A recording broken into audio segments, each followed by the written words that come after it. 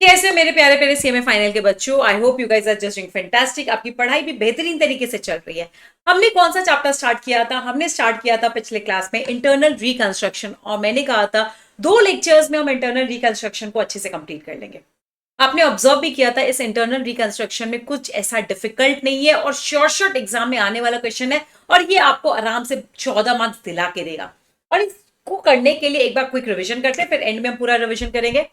Internal reconstruction में basically हम क्या कर रहे हैं? हम अपने लायबिलिटी वाले को कह रहे हैं भाई थोड़ा सा लायबिलिटी वेव ऑफ कर दे, ताकि हम वापस से खड़े होने की औकात में आ जाए। तो आप कहोगे मैम लायबिलिटी वाले अपनी लायबिलिटीज अपना अमाउंट क्यों वेव ऑफ करते हैं? कहते हैं ना बेटा, कुछ नहीं मिलने से अच्छा कुछ भी मिला हुआ एक्सेप्ट कर लेना चाहिए।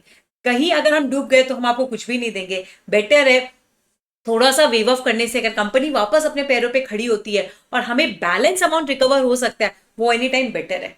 तो something is better than nothing वाला प्रोवर्ब यहाँ लगता है कि जो आ जाए वही बढ़िया। इसलिए एक बीमार कंपनी को रिवाइव करने का मौका दिया जाता है थ्रू इंटरनल रिकंस्ट्रक्शन।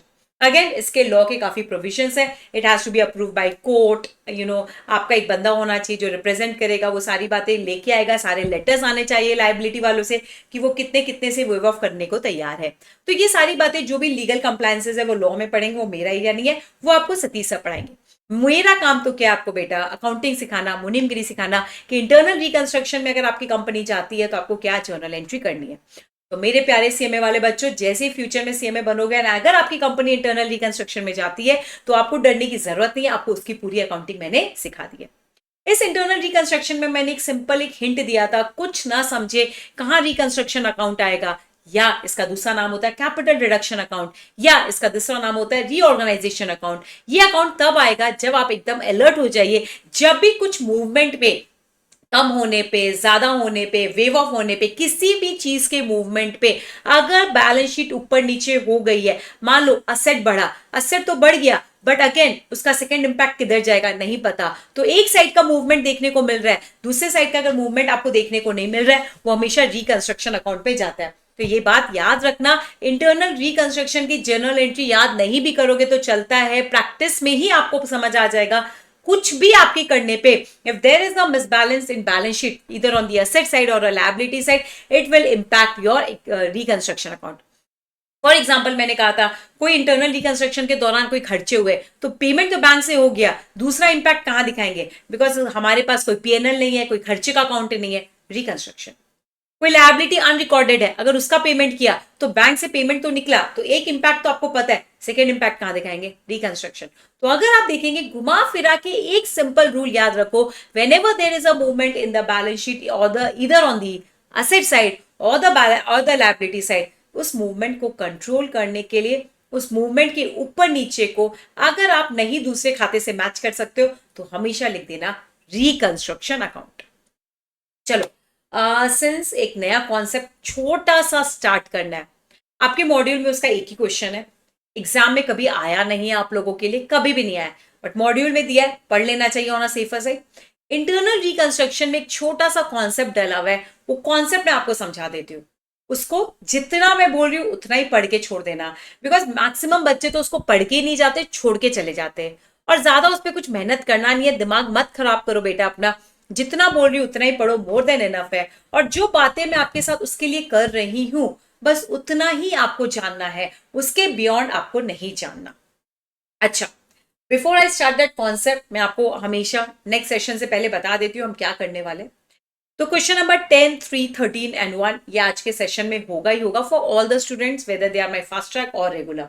बट आगे के जो 3 क्वेश्चन है, question number 11, 9 and 6, these will be the homework question and the practice questions for the students who have taken my fast track, because उनको हम ज्यादा आज क्वेश्चन में नहीं दे सकते। हम इंश्योर करते कि सारे कॉन्सेप्ट आपको पता चल जाए, एंड आपको भी पता है आपका मेन मोटो है कॉन्सेप्ट जानना, बिकॉज क्वेश्चंस तो आपने पहले भी जिस भी टीचर से पढ़ा होगा वहां से आपके क्वेश्चंस की प्रैक्टिस हो जाएगी। बट यस, अगर आपके पास टाइम कम है तो आपने ऊपर के भी 4 क्वेश्चन कर लिए तो मोर देन इनफ। नीचे के 3 क्वेश्चंस मैं रेगुलर वाले बच्चों को लूंगी, but not with the fast track students. चलो, आज आते एक छोटा सा लास्ट कॉन्सेप्ट है जिसको बोलते हैं शेयर सरेंडर। क्या बोलते हैं बच्चों उसको? Share surrender. ये कुछ नहीं होता है, बहुत ही सिंपल होता है, बट पता नहीं बच्चे ये पढ़ के क्यों नहीं जाते। प्रॉब्लम है टीचर्स भी इसको इतना कॉम्प्लिकेट करके पढ़ाते हैं ना कि बच्चा पढ़ना ही नहीं चाहता। अग्रीड, कॉम्प्लिकेटेड है ये कॉन्सेप्ट, बट एंड में हमारा मोटो क्या है? मार्क्स पाना। अगर मैं इसको दो छोटे पॉइंट से समझा के कहानी वहीं खत्म कर दूं, तो मैं क्यों इतनी गहराई में जाऊं जो बच्चा घुस के और परेशान हो जाता है? बिकॉज फिलहाल हमारा मोटो है एग्जाम पास करना। उसमें अगर एक आधा कॉन्सेप्ट हमारे वांदे भी पड़ गए, थोड़े से ऊपर नीचे भी हो गए, जरूरी थोड़े कि हमें इक्विटी शेयर सरेंडर वाला ही काम मिलेगा ऑफिस में। और अगर मिला तो चीजें थ्योरेटिकली अलग होती है, प्रैक्टिकली अलग होती है। और एक बार सीएमए बन गए तो आप उस कॉन्फिडेंस से ही आप अच्छा काम कर लोगे कि यस चलो मेरे से हो जाएगा। आपको वहां का कोई भी बंदा सिखा देगा कि कैसे आपको इसकी जर्नल एंट्री की जाती है, कैसे इसका इंपैक्ट होता है। एंड चीजें जब प्रैक्टिकली बताई जाती है ना तो फटाफट समझ आ जाती है। चलो आ जाते हैं शेयर सरेंडर में। शेयर सरेंडर में सिंपल चीज याद रखना, जब भी कंपनी शेयर सरेंडर स्कीम में जाती है, कंपनी शेयर्स कैंसिल नहीं करती है। मतलब अभी तक आपने जो भी चीजें की है, buyback of equity shares, shares company वापस लेके पेमेंट देती है।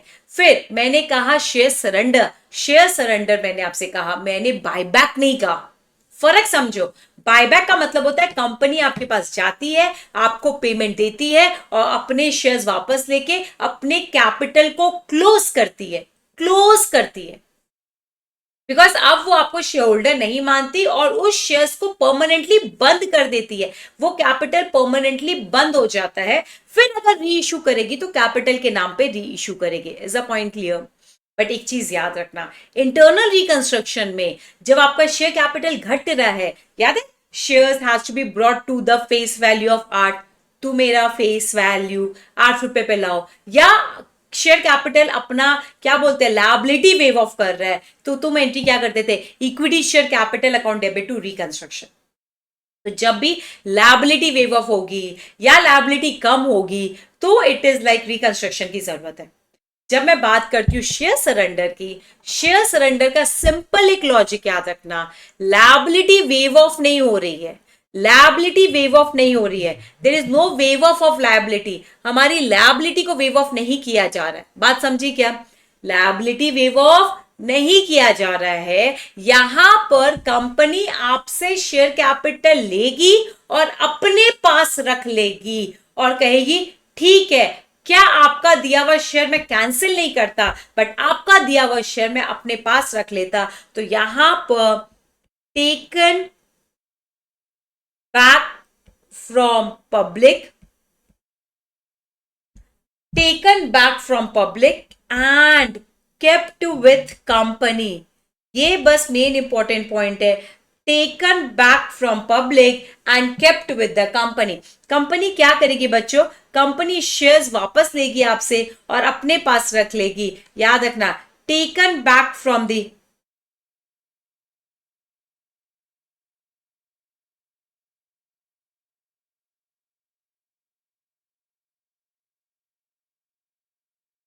चलो, taken back from the public and kept with the company. तो याद रखना, इक्विटी शेयर सरेंडर में क्या होता है? इक्विटी शेयर सरेंडर में कंपनी कहती है आप अपने शेयर्स हमें दे दो और हम ये शेयर्स कैंसिल नहीं करेंगे, हम ये शेयर्स के बदले में आपको पेमेंट नहीं दे रहे, हम ये शेयर्स बायबैक नहीं कर रहे। अगर हम ये शेयर्स लेके लायबिलिटी वेव ऑफ करेंगे तो रिकंस्ट्रक्शन आएगा, हम ये शेयर्स लेके इसको कैंसिल करेंगे तो फॉरफीचर का अकाउंट आएगा, हम ये शेयर्स लेके आपको पैसे देंगे तो बायबैक आएगा। हम ये तीनों लाइन नहीं कर रहे। मैं कह रही हूं आप अपना शेयर्स हमको दे दो और मैं ये शेयर्स अपने पास संभाल के रखूंगा। तो याद रखना, कंपनी जब शेयर्स वापस लेगी तो एंट्री होगी equity share capital account debit. Capital तो आपका घटेगा बट कंपनी अपने पास रख लेगी इन the name of equity share surrender account. Surrender किया है किसी ने आपको, सरेंडर कर दिया किसी ने अपने शेयर्स आपको, उन्होंने एज अ गिफ्ट हमें दे दिया। ये बात समझो, it is nothing but as a gift. मतलब फिर से सुनो, पहला केस होता है जो तुमने इंटर में पढ़ा था, बायबैक, शेयर्स लेंगे पैसे देंगे, कहानी खत्म। दूसरा था अगर आपने टाइम से पैसे नहीं दिए तो हम आपके शेयर्स कैंसिल कर देंगे, जिसको कहते थे फॉरफीचर, कहानी खत्म। तीसरा आज आपने पढ़ा था क्या शेयर्स वाले भैया आप अपनी थोड़ी लायबिलिटी वेव ऑफ करोगे। एक्चुअली आपने कहा ठीक है, एक्चुअल बात करके आपने अपनी लायबिलिटी वेव ऑफ की तो equity share capital account debit to reconstruction, liability waive off कर दी। या फिर नए फेस वैल्यू से अपने शेयर्स को कन्वर्ट करवा दिया तो equity share capital account debit to equity share capital to reconstruction. बात समझ आई?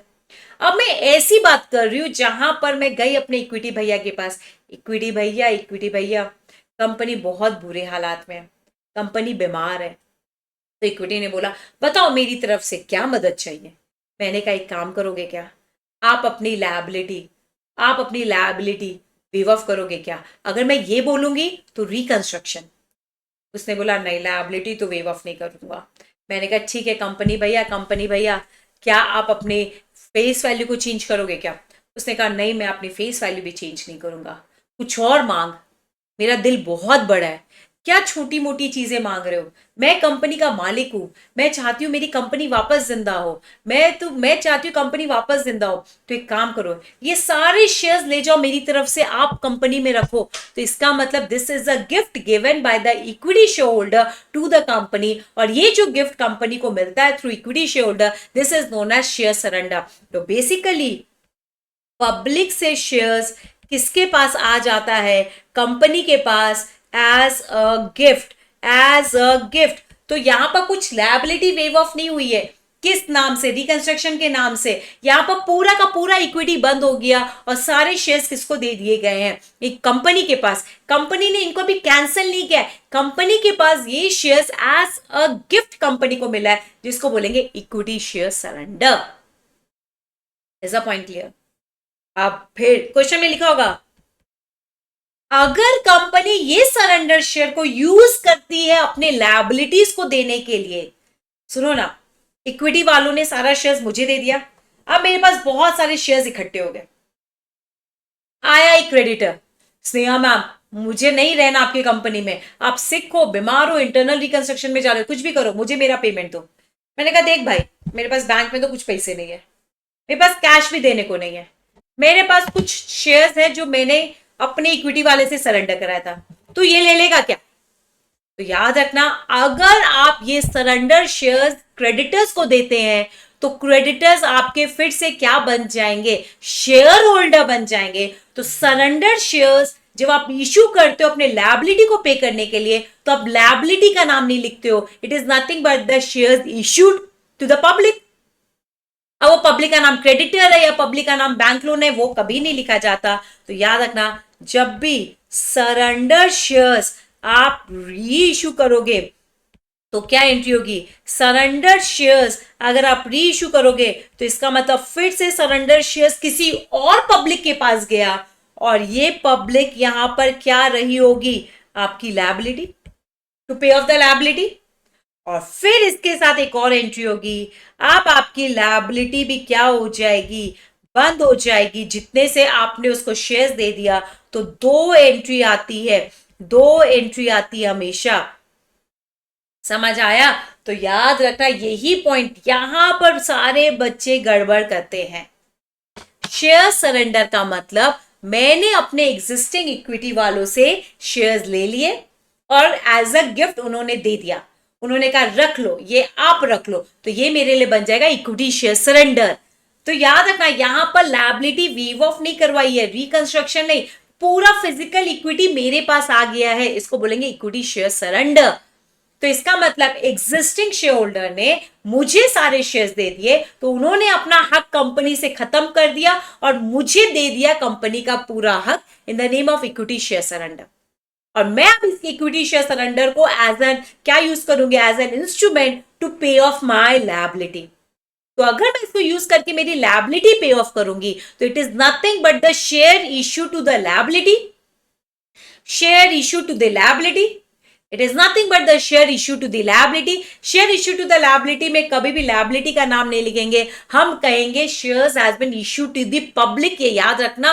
और फिर लायबिलिटी को कहां से क्लोज कर देना? रिकंस्ट्रक्शन। यही एक ट्रिगर और अटेंशन पे करने वाला तरीका है कि मैम हम जनरली जब लायबिलिटी को शेयर इश्यू करते हैं तो liability account debit to equity share capital करते हैं, बट यहां नहीं कर रहे। यही पर एक प्रॉब्लम है, यहां पर हम लायबिलिटी को क्लोज टू रिकंस्ट्रक्शन कर रहे हैं और सरेंडर को कन्वर्ट कर रहे हैं कैपिटल में। एंड लास्ट, अगर आपका इक्विटी शेयर सरेंडर बच गया, आपको और किसी को इश्यू करने की जरूरत नहीं हुई, तब आप अपने इक्विटी शेयर सरेंडर को कहां से क्लोज कर लोगे? रिकंस्ट्रक्शन से। तो इफेक्टिवली अगर मैं तुमको वन लाइन में रूल बोलूं, इफेक्टिवली अगर मैं तुम्हें वन लाइन में रूल बोलूं, यहां क्या हो रहा है? यहां पर इक्विटी शेयर कैपिटल सरेंडर में कन्वर्ट हो रहा है, ये बात समझ लो। फिर जब किसी और ये क्यों हो रहा है? As a gift from the equity share holder. और फिर ये गिफ्टेड मेरे शेयर्स मैं वापस अपने लायबिलिटी को दे रही हूं पेमेंट के लिए, और ये लायबिलिटी वाले का नाम नहीं आएगा पेमेंट करते वक्त, ऐसा माना जाएगा shares have been issued to the public. But yes, कहीं ना कहीं लायबिलिटी तो हमारी खत्म हो रही है बैलेंस शीट से, और लायबिलिटी खत्म करने के लिए क्या एंट्री होगी? Liability account debit to reconstruction. And at the end कोई भी अमाउंट जो शेयर सरेंडर में बचा, उसको आप रिकंस्ट्रक्शन से क्लोज कर देना। यही तीन एक डिफरेंट एंट्री बनती है फ्रॉम द नॉर्मल रिकंस्ट्रक्शन के केस में जब आप एंट्रीज करते थे। तो whenever there is an internal reconstruction through the concept of share surrender, इसको एक चीज में समझना, there is the gifting from the company, there is the gifting to the company from the shareholder। Public का share company के पास आ रहा है, फिर ये सरेंडर शेयर्स कंपनी यूज कर रही है लायबिलिटी को पे करने के लिए। बट जब भी लायबिलिटी को पे करेगी तो पहले सरेंडर शेयर को शेयर कैपिटल में कन्वर्ट करना पड़ेगा। Equity share surrender account debit to equity share capital, मतलब कंपनी के पास से शेयर्स अब पब्लिक के पास गया, अब वो पब्लिक लायबिलिटी है, या वो पब्लिक क्रेडिटर है, या वो पब्लिक डिबेंचर होल्डर है, या पब्लिक बैंक लोन है, हम उसका नाम नहीं लिखेंगे। और जिस लायबिलिटी को पे करने के लिए वो इश्यू हुआ है सरेंडर शेयर्स, उस लायबिलिटी को अब पूरे से रिकंस्ट्रक्शन से बंद कर देंगे। Am I clear? And finally, you have to close your surrender account through reconstruction. These are the 4 different journal entries which make surrender additional to internal reconstruction. तो जो भी आपने internal reconstruction में सीखा वो as it stands constant। अगर वो बोलेंगे फेस वैल्यू में चेंज, शेयर वो इंटरनल रिकंस्ट्रक्शन का रिकंस्ट्रक्शन अकाउंट, फिर liability waive of reconstruction, question को क्लियरली बोलना पड़ेगा कंपनी के शेयर सरेंडर्स इतने बने। अगर सरेंडर हुआ तो कंपनी बोलेगी सरेंडर शेयर्स को लायबिलिटी पे करने के लिए यूज किया, तभी ये चारों एंट्री आएगी, अदरवाइज नहीं आएगी। तो अगर आप चाहते हो सरेंडर शेयर्स का कॉन्सेप्ट यूज करना, तो वो तभी पॉसिबल है जब क्वेश्चन बोल रहा है। अदरवाइज मैंने पहली क्लास में जैसा सिखाया था ना बच्चों, मैंने पहली क्लास में जैसा सिखाया था, आपको एज इट इज वैसे ही करना है। If assets are to be reduce, assets are to be increase, liability is to be reduced, liability is to be increased, loss and fictitious assets, compulsory entry है close करने की, change in the amount of liability, face value to be reduced, paid up value to be reduced, if there is an unrecorded liability and if there is an expense, and and में कहां पर transfer करेंगे? Capital reserve and goodwill, उसके लिए हमेशा capital reconstruction का account बनाना पड़ेगा। But question बोलेगा कि भाई शेयर सरेंडर का केस है, इसको फिर से मैं एक बार में कंक्लूड करती हूं। शेयर सरेंडर कुछ नहीं होता है, it is a gift from the equity to the company कि मेरे पास से शेयर ले लो, अपने नाम पे कर लो, अपने पास रख लो, और इस शेयर को यूज कर लेना लायबिलिटी पे ऑफ करने के लिए। बट जब भी लायबिलिटी पे ऑफ करोगे, पहले वापस उसको कैपिटल इश्यू में कन्वर्ट करना और लायबिलिटी को रिकंस्ट्रक्शन से क्लोज करना, जो पहले नहीं करते थे। ये ही मेन 2 एंट्री अजीब है, पर ठीक है तो है, हमें नहीं कुछ करना, ये आप बात समझ जाना। इसी 2 एंट्री के कारण बच्चे सम को छोड़ के चले जाते, because it doesn't makes logic. But I have explain to you through the story. Surrender shares, gifted shares को अब इक्विटी में कन्वर्ट कर दो, which is issued of shares to the public, जो यहां हमारा कौन है? लायबिलिटी। तो ये एंट्री से लायबिलिटी पे ऑफ हो गई, और जो लायबिलिटी बैलेंस शीट में पड़ी है उसको क्लोज करो, बिकॉज अब उसकी जरूरत नहीं है। Liability account debit to reconstruction, correct. And equity share surrender को एट द एंड क्लोज कर देना। दिस इज, मैं लिख देती हूँ narration, closing of equity share surrender account. Anyone any doubt till here? Anyone any doubt? चलो एक question 10 करेंगे ना बेटा, तो आपके दिमाग में जितने भी बच्चों का मिक्स डाउट है यहाँ लिख लो बेटा। Question number 10 refers to share surrender का कॉन्सेप्ट, मॉड्यूल का क्वेश्चन है बेटा, एक ही क्वेश्चन है, इफेक्टिवली यही कर लेंगे बच्चों। चलो क्वेश्चन नंबर 10 गाइज, आज की क्लास में हम चैप्टर को खत्म करेंगे, कल के लिए बिल्कुल भी एक्सटेंड नहीं करने वाली हूँ। तो सारे बच्चे मेरे साथ अटेंशन पे करेंगे। छोटा सा कॉन्सेप्ट है शेयर सरेंडर का। Everybody with me? The balance sheet guys, मैं बैलेंस शीट बनाऊंगी बट नोट्स आपको बनाने होंगे घर पे। मैं फटाफट सारे बैलेंस शीट्स आपको इंडियस वन के द्वारा बता दूंगी। The balance sheet of Revise Limited as on 31st March 2024 was as under: fixed assets, machines, stock, data, bank, PNL है, PNL है, ये ऑटोमेटिकली आपको क्लोज करना पड़ेगा इंटरनल रिकंस्ट्रक्शन में। Share capital, unsecured loan, accrued interest on debentures, creditors and provision for income tax.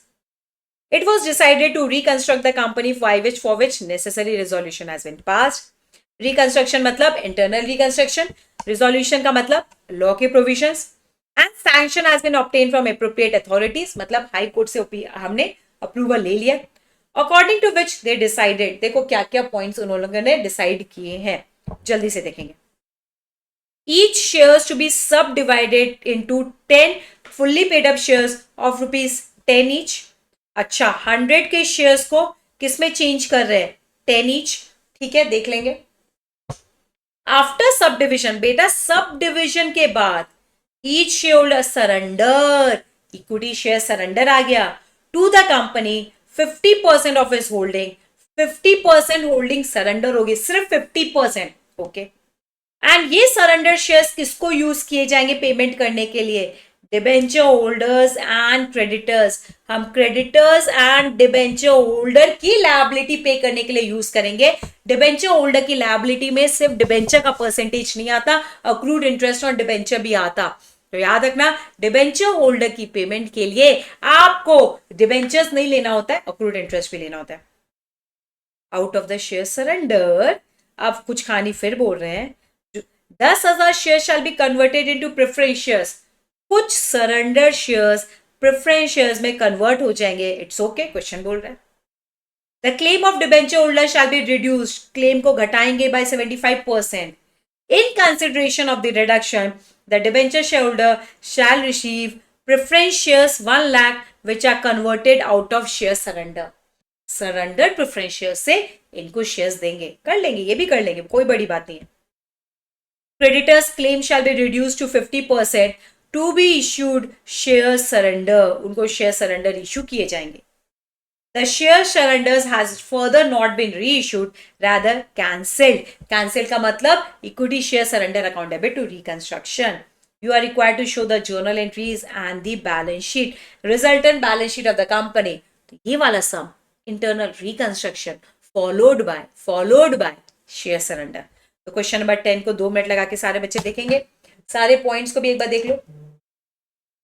सारे बच्चे 2 minute लाके क्वेश्चन नंबर 10 को देखो ताकि आपको पता हो कि हम क्या कर रहे हैं. शेयर सरेंडर का क्वेश्चन कर रहे हैं जहां पर हम बात कर रहे हैं बच्चों, यहां पर कितने की मशीन है? 1 लाख की मशीन है.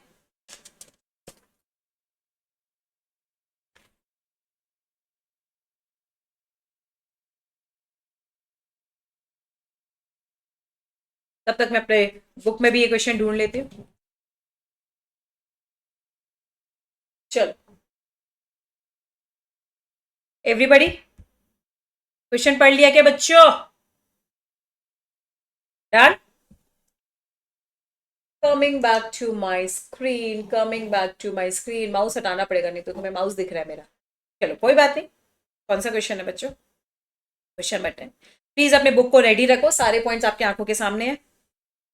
Question number 10. या बेटा जरूर अपनी बुक में लिखा करो कौन सी क्वेश्चन में कौन सा कॉन्सेप्ट आपका कवर हो रहा है, कौन से कॉन्सेप्ट को करने से आपका कौन सा कॉन्सेप्ट कवर हो रहा है. चलो आ जाते बच्चा शेयर सरेंडर. पहला 1 एट अ टाइम. और गाइज जो सीक्वेंस में क्वेश्चन में लिखा हुआ है ABCD, आप वही सीक्वेंस में नंबरिंग करके आप अपनी जर्नल एंट्री किया करो. मान लो A में 3 एंट्री बन रही है तो A का 1 2 3 ऐसा लिख लिया करो. देखो, each share of subdivided into 10 paid up equity shares of 10 each. मतलब ऊपर देखेंगे मेरे पास इक्विटी शेयर कैपिटल है कितना? इक्विटी शेयर कैपिटल मेरे पास इफेक्टिवली है 10,000 equity shares of ₹100 each. Question बोल रहा है इसको सब डिवाइड करना है. Each shares to be subdivided into 10 fully paid up shares मतलब सब डिवाइडेड, तो टोटल अमाउंट कितना है मेरा 10 लाख। इसको सब डिवाइड किया 10 से, तो मेरे बन गए बेटा, यहां नहीं लिखती हूं गड़बड़ हो जाएगा, यहां लिखती हूं 10,000 इंटू 100, ये आएगा बेटा 10 लाख। और 10 लाख को हमने 10 रुपए से डिवाइड किया, तो ये बन जाएंगे 1 लाख इंटू 10, ये भी आ जाएगा 10 लाख। देखो इन लोगों ने क्या किया, बात समझी क्या बेटा? पहले मेरे पास 10,000 शेयर्स थे 100 रुपए के। अब इन लोगों ने कहा आपको सेम अमाउंट कांस्टेंट रखना है, 100 रुपए की शेयर्स को बना दो 10 रुपए का, और उसको कितने में सब डिवाइड कर दो, 10 फुल्ली पेड अप। तो 10 लाख को 10 से डिवाइड किया तो 1 लाख के नंबर ऑफ शेयर्स बनेंगे फुल्ली पेड अप इंटू 10। यहां तक बच्चों बात समझ आ गई क्या? तो यहां पर इंटरनल रिकंस्ट्रक्शन की जरूरत नहीं हुई, बिकॉज बैलेंस शीट टैली चल रहा था, न ऊपर न नीचे, बराबर चल रहा था, डेबिट एंड क्रेडिट मेरा। इसमें और कुछ सब नहीं है, इसमें फर्दर कुछ नहीं है। आफ्टर सब डिविजन, मतलब ए वाला पॉइंट होने के बाद, ईच शेयर होल्डर, मतलब 1 लाख अब मेरे नए शेयर होल्डर है, 1 लाख नए शेयर होल्डर है, सरेंडर 50%, 1 लाख का 50% सरेंडर हुआ है बच्चा, इसका मतलब 50,000 शेयर होल्डर ने सरेंडर किया। तो बताओ एंट्री क्या होगी? इसका पहला equity share capital account debit, surrender मतलब मुझे गिफ्ट आ गया, मुझे गिफ्ट आ गया। 2 इक्विटी शेयर सरेंडर, कितने लोगों ने सरेंडर किया? 50,000 शेयर होल्डर ने सरेंडर किया। मेरे शेयर का दाम था 10, तो 5 लाख। किसी बच्चे को भी प्रॉब्लम? तो मेरे कंपनी के 5 लाख शेयर्स मेरे पास वापस आ गए और पब्लिक से मैंने ले लिया in the name of share surrender. तो इफेक्टिवली 10 लाख के शेयर्स में 5 लाख शेयर सरेंडर हो गए for the purpose of re issue to debenture holder.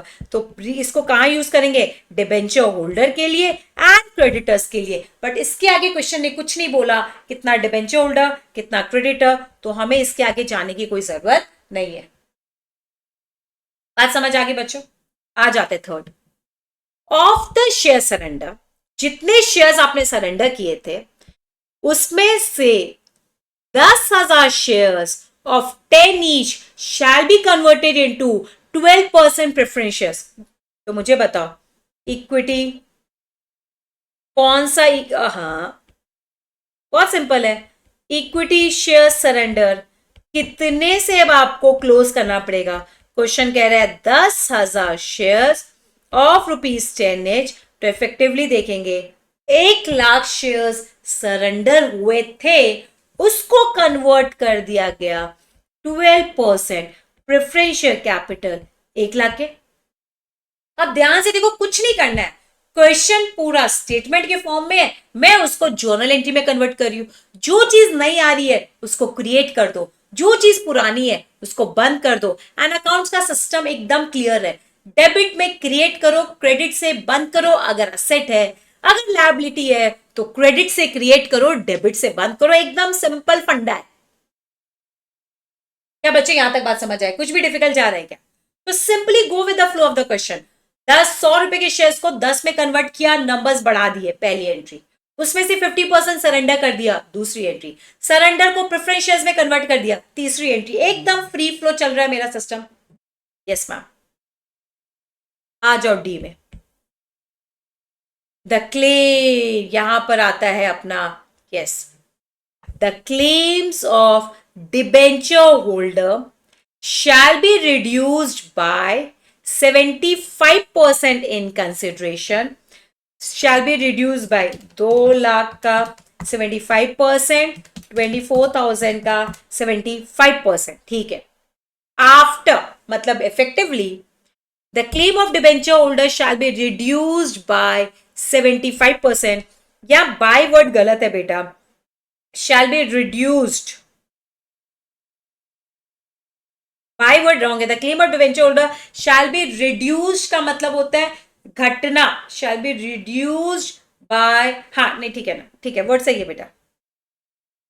मतलब देखो ना, the claim of debenture holder shall be reduce by 75%, मतलब सिर्फ 75% के क्लेम पे डिस्कशन हो रहा है और उतने से मेरा क्लेम कम हो जाएगा अगर debenture holder shall receive preference shares 1 lakh which was converted out of share surrender. तो जो शेयर हमने सरेंडर करके कन्वर्ट किया था अब हम उनको वो दे देंगे, अब हम उनको वो दे देंगे। गाइस गाइस गाइस ये भी प्रेफरेंस शेयर सरेंडर आएगा ना, देखो ना, out of share surrender 10,000 shell be converted, इसको कन्वर्ट किया, इशू नहीं किया। इशू करता तो कैपिटल होता ना, ये तो कन्वर्टेड है ना। कन्वर्टेड में हमेशा surrender gets converted into surrender, surrender always gets converted into surrender, ये याद रखना। करेक्ट। अब फिर से सुनो, मेरे पास 5 लाख के सरेंडर शेयर्स थे जो इक्विटी से इक्विटी शेयर सरेंडर में कन्वर्ट हुए, उसमें से 1 लाख के शेयर सरेंडर जो इक्विटी के नाम पे थे उसको प्रेफरेंस शेयर सरेंडर में कन्वर्ट किए। बिकॉज क्वेश्चन इशू नहीं बोल रहा है, मेरा बैड था बेटा, मैंने नहीं देखा, ये करेक्शन आप लोग कर लेना, ये प्रेफरेंस शेयर सरेंडर होगा बिकॉज हमने कन्वर्ट किया है, इशू नहीं किया।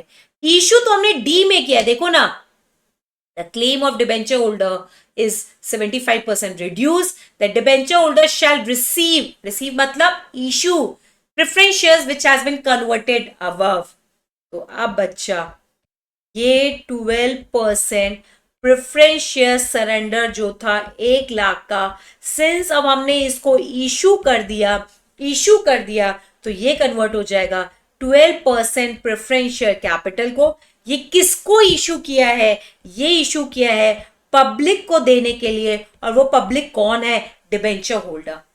तो ये आपने लिया किससे? कंपनी से। दिया किसको? डिबेंचर होल्डर को। अगेंस्ट कितने अमाउंट? 75%। तो 75% से अब आपकी लायबिलिटी रिकंस्ट्रक्शन में जाएगी। बताओ एक और एंट्री क्या होगी? 12% डिबेंचर्स अकाउंट डेबिट, 2 लाख का 75%। अब ये 1.5 लाख की लायबिलिटी खत्म। और क्वेश्चन में डिबेंचर होल्डर का 75% बोला है, डिबेंचर होल्डर में डिबेंचर भी आता है और उसका अक्रूड इंटरेस्ट भी आएगा। अक्रूड इंटरेस्ट अकाउंट डेबिट 24,000 का 75%, 18,000 टू हमारा रिकंस्ट्रक्शन। अब ये लायबिलिटी भी मेरी उतने अमाउंट से खत्म। आई नो 1,68,000 के अगेंस्ट 1 लाख ही दिया है, इट्स ओके। तो याद रखना, कन्वर्टेड में surrender gets converted into surrender, received का मतलब होता है इशू, देने पे वो कैपिटल में कन्वर्ट होगा। इसका मतलब फाइनली हमने किसी को अपने सरेंडर शेयर दिए, जिसको हम बोलते हैं पब्लिक को शेयर देना। पब्लिक को शेयर देना मतलब कैपिटल वर्ड यूज करना। कितने बच्चों को यहां तक बात समझ आ गई? फिर से समझा रही हूं बेटा, शेयर सरेंडर एक बकवास कॉन्सेप्ट है, इस पे 1-2 क्वेश्चन इंस्टीट्यूट ने दे रखा है, हम वही करेंगे। यहां पर सरेंडर शेयर का मतलब है इक्विटी अपने शेयर्स कंपनी को एज अ गिफ्ट दे रहे हैं, कंपनी शेयर्स को कैंसिल नहीं कर रही है, अपने पास in the name of surrender रख रही है, और जब उसको कन्वर्ट करेगी तो सरेंडर में कन्वर्ट करेगी, बट जब उसको रीइश्यू करेगी या पब्लिक को देगी तो वो कैपिटल बना के देगी। बट याद रखना, जब भी किसी को देगी तो उसको कैपिटल बना के देगी और उसकी एग्जिस्टिंग लायबिलिटी को रिकंस्ट्रक्शन से बंद करेगी। Clear? Come to E point. Ma'am आप नरेशन नहीं लिखते हो, हम भी नहीं लिखेंगे तो चलेगा? बच्चों बकवास नहीं करेंगे, आपको नरेशन लिखना पड़ेगा, आपको नरेशन लिखना पड़ेगा। चलो आ जाओ। Creditor claim shall be reduce to 50%।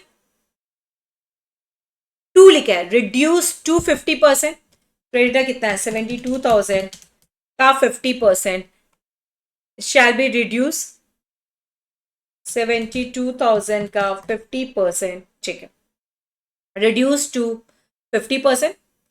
It is to be settled by issue of equity shares out of the share surrender, correct?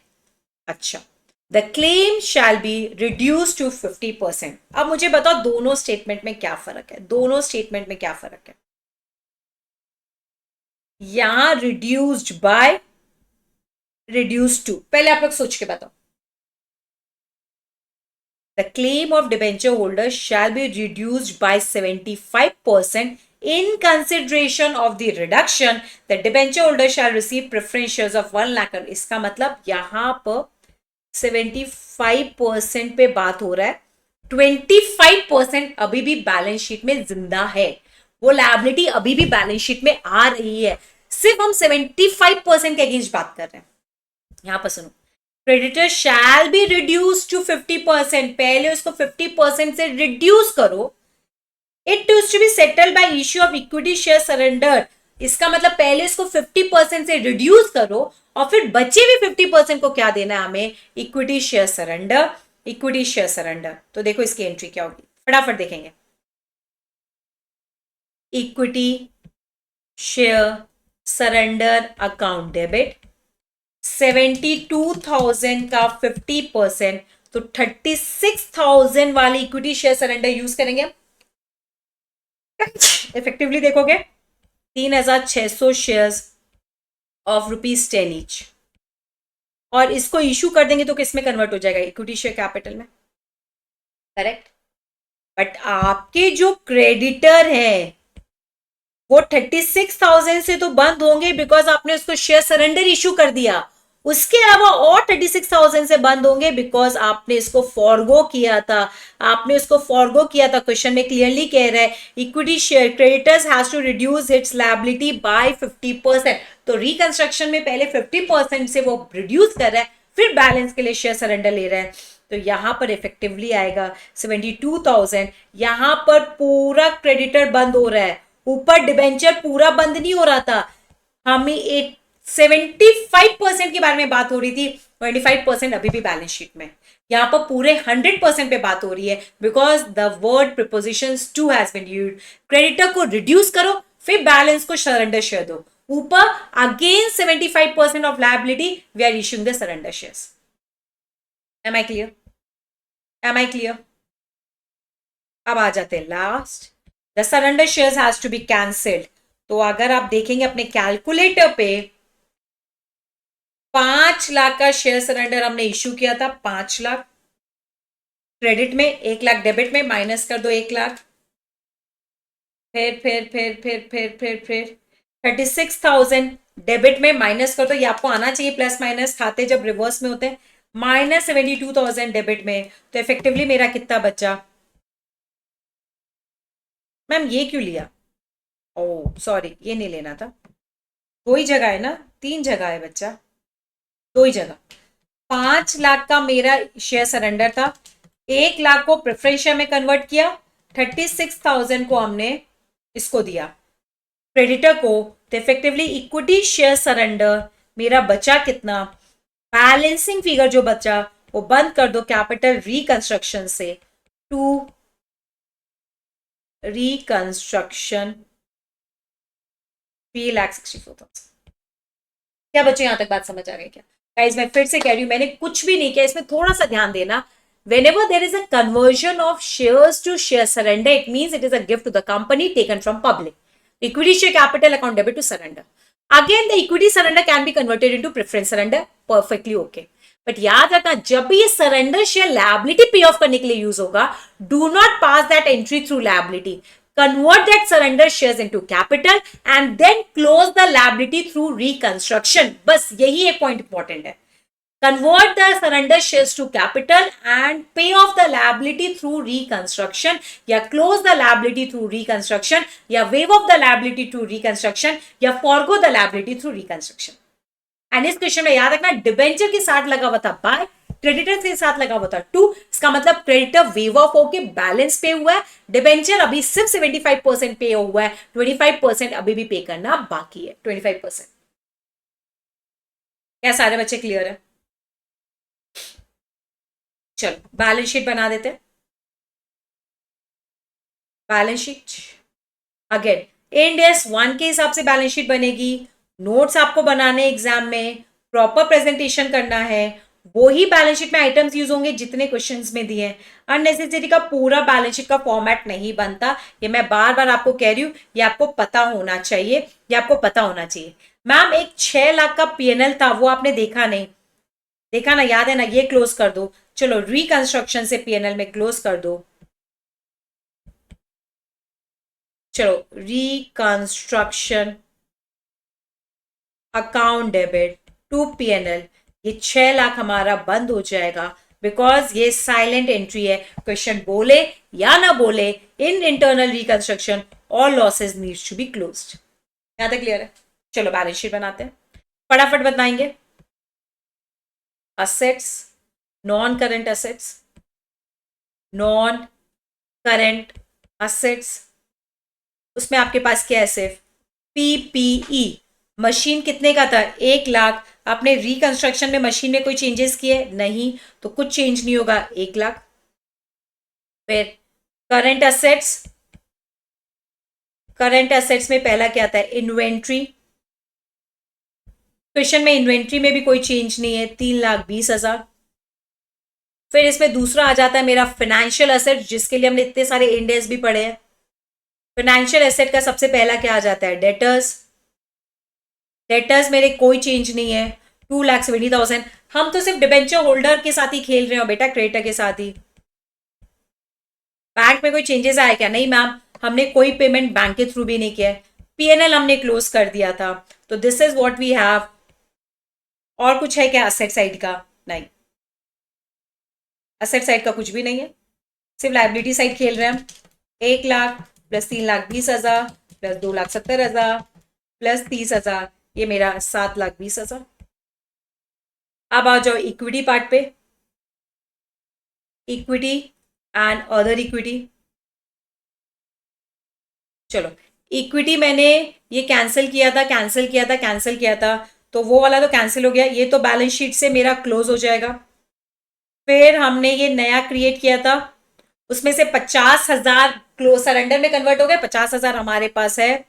और कहीं इक्विटी नहीं इश्यू किया है, और कहीं हमने इक्विटी नहीं इश्यू किया है, तो ये हो जाएंगे 50,000 इंटू 10, 5 लाख के। ये मेरे 5 लाख के। चलो, other equity, other equity, other equity, other equity से कोई लेना देना नहीं है ही नहीं। चलो इसको भी क्लोज कर दो। कोई गुडविल, कोई ओ मैंने रिकंस्ट्रक्शन में गुडविल या कैपिटल रिजर्व आएगा, ये देखा नहीं, ये देखा नहीं बच्चों, ये मैंने भी नहीं देखा, तुम देख लो। यहाँ रिकंस्ट्रक्शन नहीं है, यहाँ रिकंस्ट्रक्शन नहीं है, यहाँ रिकंस्ट्रक्शन नहीं, यहाँ रिकंस्ट्रक्शन में 1,68,000 क्रेडिट में, प्लस 72,000 क्रेडिट में, प्लस 3,64,000 क्रेडिट में,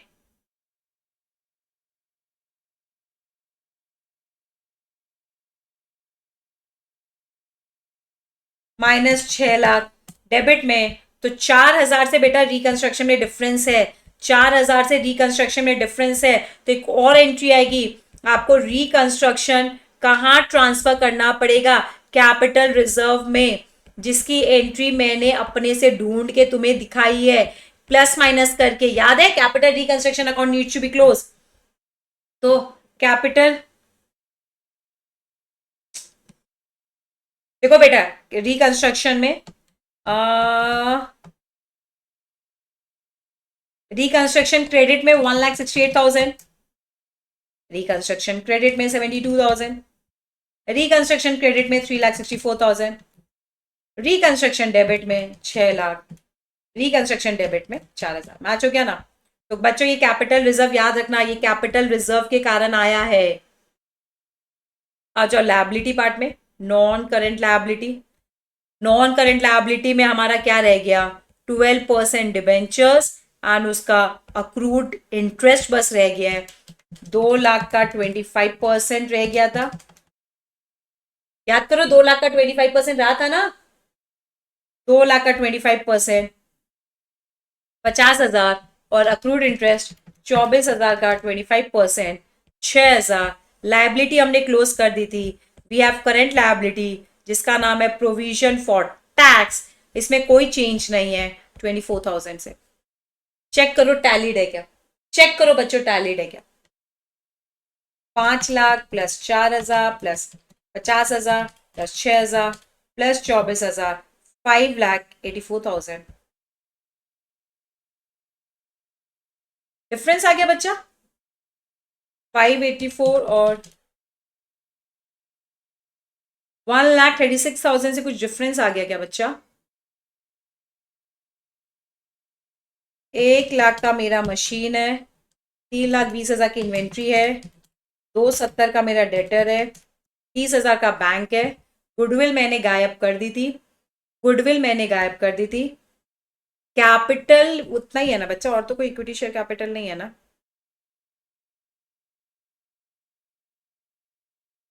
ओ ओ ये है ना बच्चा, 36,000 का ये इशू है। देखो, इक्विटी शेयर कैपिटल मेरे को उससे कर लेने दो। 10 लाख बैलेंस शीट में है, 10 लाख आपने गायब किया और 10 लाख वापस क्रिएट किया, तो इफेक्टिवली 10 लाख मेरे बैलेंस शीट में है। फिर आपने 5 लाख इक्विटी कम किया, फिर मेरा 1 लाख का प्रेफरेंस शेयर कैपिटल है, और फिर मेरा 36,000 का इक्विटी शेयर कैपिटल है। तो ये मेरा गाइस ये 5,36,000 का है। इक्विटी में दो है, ये है 5,36,000 का, और प्रेफरेंस शेयर कैपिटल भी है मेरे पास 1 लाख का। याद है हमने इशू किया है डिबेंचर्स को, वो मैं लेना भूल गई थी। 1 लाख प्लस 24,000, ये आ गया 7,20,000। गाइस ये वाला इक्विटी मैं लेना भूल गई थी बच्चों, ये वाला, और ये प्रेफरेंस शेयर कैपिटल में लेना भूल गई थी जो आपने पब्लिक को इशू किया। देखो, ये दोनों मैंने लेना भूल गई थी बैलेंस शीट में। अब समझ आ गया बच्चों? तो गाइस कुछ नहीं करना है, गिवन बैलेंस शीट को इनकॉर्पोरेट करो जर्नल एंट्री से, उसमें प्लस या माइनस करना है वो देख लेना, बट इंश्योर करना ये दोनों पॉइंट मत भूलना।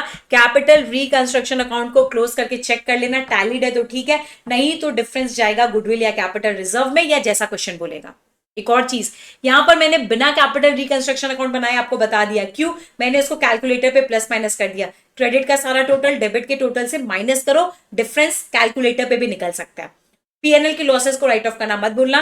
पोस्ट रिकंस्ट्रक्शन मैंने आपको बैलेंस शीट भी बना के दिखा दी। बैलेंस शीट मैंने आपको सिर्फ बताया कैसे प्रेजेंट करना है, but you need to follow the format of your Ind S one with the notes to accounts. With the notes to accounts ये भूलना नहीं, नोट्स टू अकाउंट्स फॉलो करके आपको बनाना है, बिकॉज उस पर अगर हम ज्यादा टाइम लगाएंगे तो हम कॉन्सेप्ट से पीछे चले जाएंगे। देखो बैलेंस शीट टैली करके आपको दिखा भी दी।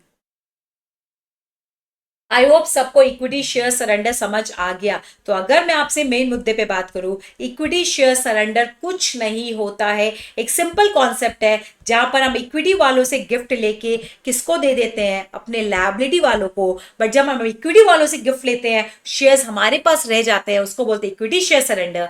और वापस जब वो सरेंडर शेयर्स री इशू होते हैं, हम उनको कैपिटल के नाम से इशू करते हैं और इन्फॉर्म करते हैं as if there has been any settlement of liability. But issue पहले शेयर्स को करेंगे, फिर लायबिलिटी को रिकंस्ट्रक्शन के थ्रू सेटल करेंगे। और ये एंट्री मत भूलना, रिकंस्ट्रक्शन में कितने से लायबिलिटी जाएगी, it will depend upon wave of हो रहा है तो भी रिकंस्ट्रक्शन, पे हो रहा है तो भी रिकंस्ट्रक्शन। यहां पे वेव ऑफ नहीं हो रहा था, सिर्फ और सिर्फ डिबेंचर सेटल हो रहे थे। यहां पर क्रेडिटर सेटल भी हो रहे थे और वेव ऑफ भी हो रहे थे, इसलिए यहां पर क्रेडिटर पूरे से आया है, बट डिबेंचर 75% से आया है। क्लियर? क्लियर?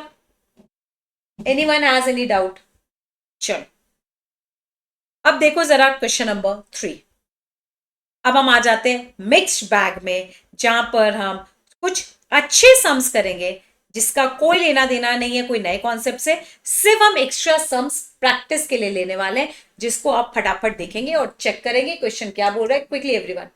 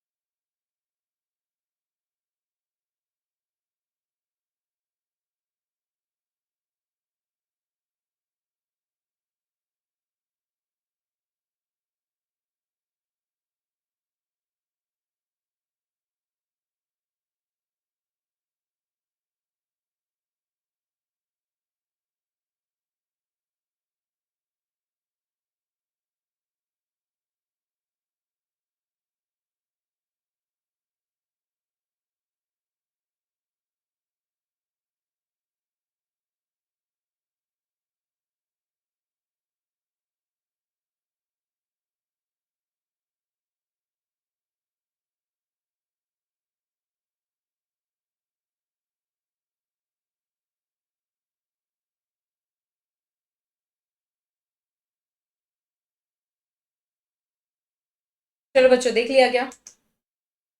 देख लिया बच्चों आप लोगों ने क्वेश्चन नंबर 3। अब हम मिक्स बैक करते हैं। The balance sheet of hospital limited, ये आपके मॉड्यूल का क्वेश्चन है बच्चा, is given as under. Everybody with me? Yes ma'am. Fixed assets जिसके अंदर गुडविल 1 लाख का घुसा हुआ है, investment, stock in trade, debtors, bank balance, equity share capital, cumulative preference share, security premium, general reserve, creditors, preference dividend in arrears 60,000. The board of directors of the company decided upon the following scheme of reconstruction which has been duly approved by the concerned and put into effect from 1st April. Preference shares का point है, equity का point है, goodwill has no value, the market obsolete item.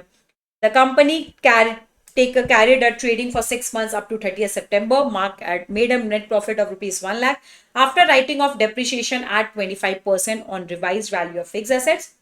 The half-yearly working resulted in an increase in sundry debtors by 80,000, stock by 70,000, cash by 50,000. Creditors balance needs to be ascertained. ये हमें निकालना है balancing figure. You are required to show the journal entries for the given effect to the above arrangement and also draw the balance sheet. Basically हुआ क्या बच्चों? आपको 1 अप्रैल को करना है इंटरनल रिकंस्ट्रक्शन। तो पहले आपको इंटरनल रिकंस्ट्रक्शन की जर्नल एंट्री डालेंगे जिसके लिए आपके पास टोटल पॉइंट्स बनते हैं 5, 1 2 3 4 5। 1 अप्रैल को इंटरनल रिकंस्ट्रक्शन करना है। इंटरनल रिकंस्ट्रक्शन के बाद कंपनी ने 6 महीने और बिजनेस को किया और 6 महीने बाद जो बिजनेस में इंपैक्ट आया वो बिजनेस का इंपैक्ट इन लोगों ने दिखा दिया। डेटा बढ़ाओ, क्रेडिटर बढ़ाओ, ये बढ़ाओ, वो बढ़ाओ, प्रॉफिट इतना हुआ, बैंक पे इतना पैसा है, सब क्वेश्चन ने आपको बता दिया और कहा आपको बैलेंस शीट आफ्टर रिकंस्ट्रक्शन की नहीं देनी है, आपको balance sheet after 6 months of reconstruction देनी है। बहुत बड़ी बात नहीं थी। अननेसेसरी क्वेश्चन को कुछ भी बोला है बहुत सिंपल, मुझे लेना भी नहीं चाहिए, मैं कुछ नया नहीं पढ़ाऊंगी। तो क्या मैं स्पीड ले सकती हूँ इस सम में? अब मैं कुछ भी नया नहीं पढ़ाऊंगी, एज इट इज बहुत सिंपल तरीके से हम करेंगे, जो भी पढ़े बस उसी को रिपीट करेंगे। अब अगले 3 सम्स आपके सिर्फ प्रैक्टिस के लिए है, कुछ नया नहीं पढ़ना है। तो मुझे लगता है आपको 2 मिनट और टाइम देती हूँ ताकि आप फटाफट सारे वो भी देख लें, क्या बोलते हैं, एडजस्टमेंट्स को रीड कर ले और एक बार आप अपने मन में सोच लें कि कैसे इस सम को करना है, ताकि मैं भी तब तक अपना क्वेश्चन खोल लेती हूँ। 7 तब तक I shall also open my question where it is. yes, question मैंने भी ओपन कर लिया है।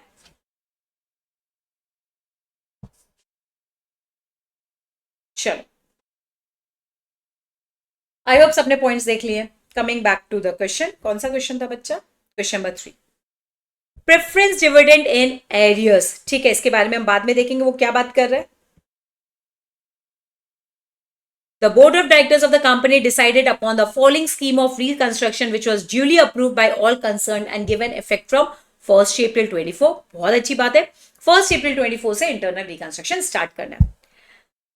The preference shares are to be converted लिखा है into 12% unsecured debentures of 100 each with regard to 70% dues including arrears of dividend and the balance equity shares of 50 paid up would be issued. The authorized capital of the company permitted to be issue of additional shares। मतलब effectively question में कुछ कहानी किससे नहीं है, simple देखो। पहला point, the preference shares of the company. मुझे बताओ प्रेफरेंस शेयर कैपिटल कंपनी का कितना है? 4 लाख। इस पूरे पे डिस्कशन हो रहा है, इसको बंद कर दो, पूरे पे डिस्कशन हो रहा है। इवन प्रेफरेंस का जो डिविडेंड है वो भी सेटल हो रहा है थ्रू डिबेंचर या इक्विटी इश्यू करके, और प्रेफरेंस शेयर्स का डिविडेंड अनरिकॉर्डेड लायबिलिटी है। जब भी इसका पेमेंट होता है to bank, to cash, to debenture, to equity, किसी भी मोड से हो सकता है। डेबिट किसको करते हैं? रिकंस्ट्रक्शन को। तो क्या मैं चुपचाप लिख दूं क्या, रिकंस्ट्रक्शन अकाउंट डेबिट। ये 60,000 कहां से आया? प्रेफरेंस शेयर का डिविडेंड। 2, हमने क्या इशू किया? 12% डिबेंचर्स। कितने का? 70% ऑफ द ड्यूज। तो 4 lakh plus 60,000, this is my total dues का 70%, 3,22,000। इतने का डिबेंचर इशू किया। And the balance equity shares, तो इक्विटी शेयर कैपिटल मेरा आ जाएगा बैलेंसिंग फिगर 4,60,000 माइनस 3,22,000, तो इक्विटी आएगा 1,38,000। आपसे कोई इक्विटी के नंबर्स पूछे तो कितना आएगा? इक्विटी शेयर्स कैपिटल ऑफ 50, तो डिवाइडेड बाय 50 अगर करूं तो 2760 शेयर्स होंगे। कोई आपसे डिबेंचर के बारे में पूछे तो डिबेंचर मेरे क्या रेट के हैं, नहीं बोला है तो 10 रुपए का मानेंगे, तो आ जाएगा 3220 डिबेंचर्स ऑफ ₹100 ईच। बात समझ आ गई? कुछ नहीं किया बेटा, इन लोगों ने बोला प्रेफरेंस शेयर्स को पेमेंट हो रहा है अलोंग विथ उनके डिविडेंड को, but through issue of debentures and equity. Unrecorded liability जब भी पे ऑफ होती है रिकंस्ट्रक्शन अकाउंट खोलते हैं, और वो कहां खुलेगा बच्चों? डेबिट में। आ जाते हैं सेकेंड वाले में, आ जाते हैं सेकेंड में। Anyone has any problem till here? No, आ जाते हैं। Equity shares would be reduce to मेरा फेस वैल्यू, तो मेरा फेस वैल्यू, तो यहां फेस वैल्यू चेंज करने को बोल रहा है 50 ईच। तो मेरा इक्विटी शेयर कैपिटल पहले से कितना आ रहा है? 8,50,000। ये 8,50,000 कैसे आ रहा है? 8,500 इंटू 8,500 इंटू 100 ईच। टू नया इक्विटी शेयर कैपिटल कैसे आएगा? 8,500 इंटू 50 ईच। हमारा पुराना फेस वैल्यू फट जाएगा, नए फेस वैल्यू आ जाएंगे 4,25,000। डिफरेंस आ गया, इसको बोलेंगे रिकंस्ट्रक्शन। क्या बच्चों मेरी बात आप लोगों को समझ आ रही है क्या? यस मैम, कुछ भी नया नहीं बता रहे हो, अब हमें इजी लग रहा है। Since goodwill has no value the same has to be written off. भला हो इसका लायबिलिटी वेव ऑफ करनी है, लायबिलिटी को बंद करना है। Reconstruction account debit to goodwill कितने का? 1 लाख। बेटा प्लीज स्पीड लेने दो मुझे, नहीं तो बहुत टाइम लग जाएगा। The market value of investment are to be reflected at 60। 40 का था, 60 पे चाहिए, इसका मतलब 20,000 बढ़ाना है। बढ़ा लो मेरा बच्चा, क्या प्रॉब्लम है? Investment account debit to reconstruction. Ma'am आप कहते हो एब्रिविएशन यूज करोगे, करते नहीं हो आप। RECONS यूज करो, हमें पता है हो जाएगा हमसे। बेटा बोलने से क्या होता, अब सुनते किधर हो? फिर मैसेज करते मैम ये क्या लिखा था। कोई बात नहीं। Absolute item in stock of 75,000 is to be written off। भैया ये स्टॉक को घटा दो, घटा देंगे। स्टॉक घट जाओ 75। Bad debts to the extent of 5% would be provided for. Debtor मेरा 1,50,000 है, उसका 5% घटाओ। टू डेटर्स बोलना है डेटर्स बोल दो, टू पीडीडी बोलना है पीडीडी बोल दो, आपकी मर्जी है, एक ही बात है, आपको जो बोलने का मन है। फिर वो कह रहा है फिक्स एसेट्स को भी घटाना है। फिक्स एसेट्स कितने का आ रहा था? 11,80,000 में 1 लाख तो पहले ही हटा दिया। 10,80,000 में 1,80,000 घटा दो, घटा दिया। 1,80,000 प्लस 7,500 प्लस 7,75,000। तो बताओ कंस्ट्रक्शन अकाउंट में कितना आएगा? Reconstruction account debit 2,62,500। चलो चेक करो बैलेंस शीट में कोई लॉसेस है, कोई फिक्टिटियस असेट्स है, कुछ भी है क्या? नहीं। चेक करो टैलीड है या कैपिटल रिकंस्ट्रक्शन में डिफरेंस है, मैं भूल जाती हूँ इसलिए तुम भी याद रखो। 60,000 डेबिट में, तो डेबिट सारे प्लस करेंगे, क्रेडिट उसमें माइनस करेंगे। -4,25,000 तो क्रेडिट आ रहा है। फिर 1 लाख डेबिट, फिर 20,000 क्रेडिट, फिर 2,62,500 डेबिट। तो मेरा अमाउंट आएगा बैलेंसिंग फिगर क्रेडिट में, तो एंट्री बनेगी रिकंस्ट्रक्शन अकाउंट डेबिट 22,500। ये बैलेंसिंग फिगर है, और क्रेडिट का बैलेंसिंग फिगर किसको दिया जाता है? Capital reserve 22,500। क्या बच्चों बात समझ आ गई? डन। अब क्या है, अब मुझे कंपनी का वो नई बैलेंस शीट का इंपैक्ट लेना है, और जो भी क्वेश्चन में चेंजेस बोल रहे हैं उसको डालने हैं। ये बहुत आसान है। चलो question balance sheet after reconstruction नहीं मांग रहा है, question balance sheet as on 30th September 2024 मांग रहा है। इसका मतलब existing balance sheet given in question, plus reconstruction की जर्नल एंट्रीज प्लस या माइनस जो भी होगा impact asked by the question for the next 6 months, तीनों को जोड़ना या माइनस करना देख लेना. Again, the balance sheet has to be prepared as for the format of Ind AS1. Notes your accounts has to be accompanied ताकि आपको exam में मार्क्स मिले. But keeping in maximum practice to be done in class, I am preparing the format more likely, but notes नहीं बना रही हूँ, plus minus में अंदर ही कर दूंगी. सबसे पहले क्या आता है? असेट्स. सबसे पहले क्या आता है? असेट. असेट में क्या आएगा? Non current assets. Non current assets में भी पहले क्या आता है? पीपी. देखो गुडविल तो गायब ही कर दिया, तो गुडविल पे डिस्कशन में भी करो. 10,80,000 का मेरा बचा. कैसे? 11,80,000 का था, उसमें से 1 लाख गुडविल का था, गुडविल तो गायब होगी. 10,80,000 प्लस आपने 1,80,000 से इंपैक्ट डाला घटाने का, सॉरी घटाने का माइनस 1,80,000. करेक्ट. उसके अलावा क्वेश्चन कह रहे हैं डेप्रीशिएशन डालो 25% का ऑन द रिवाइज्ड वैल्यू. तो 10,80,000 में माइनस 1,80,000, उस पे 25% 6 महीने का डेप्रीशिएशन आ जाएगा 112500. ये मेरा 112500. मैंने ये डेप्रीशिएशन डाला कितने महीने का? 6 मंथ्स का. क्वेश्चन ने बोला है the company carried on the business for the another 6 months and revise depreciation डालो on the revise value 25% for 6 months. तो मेरा असेट बचा 10,80,000.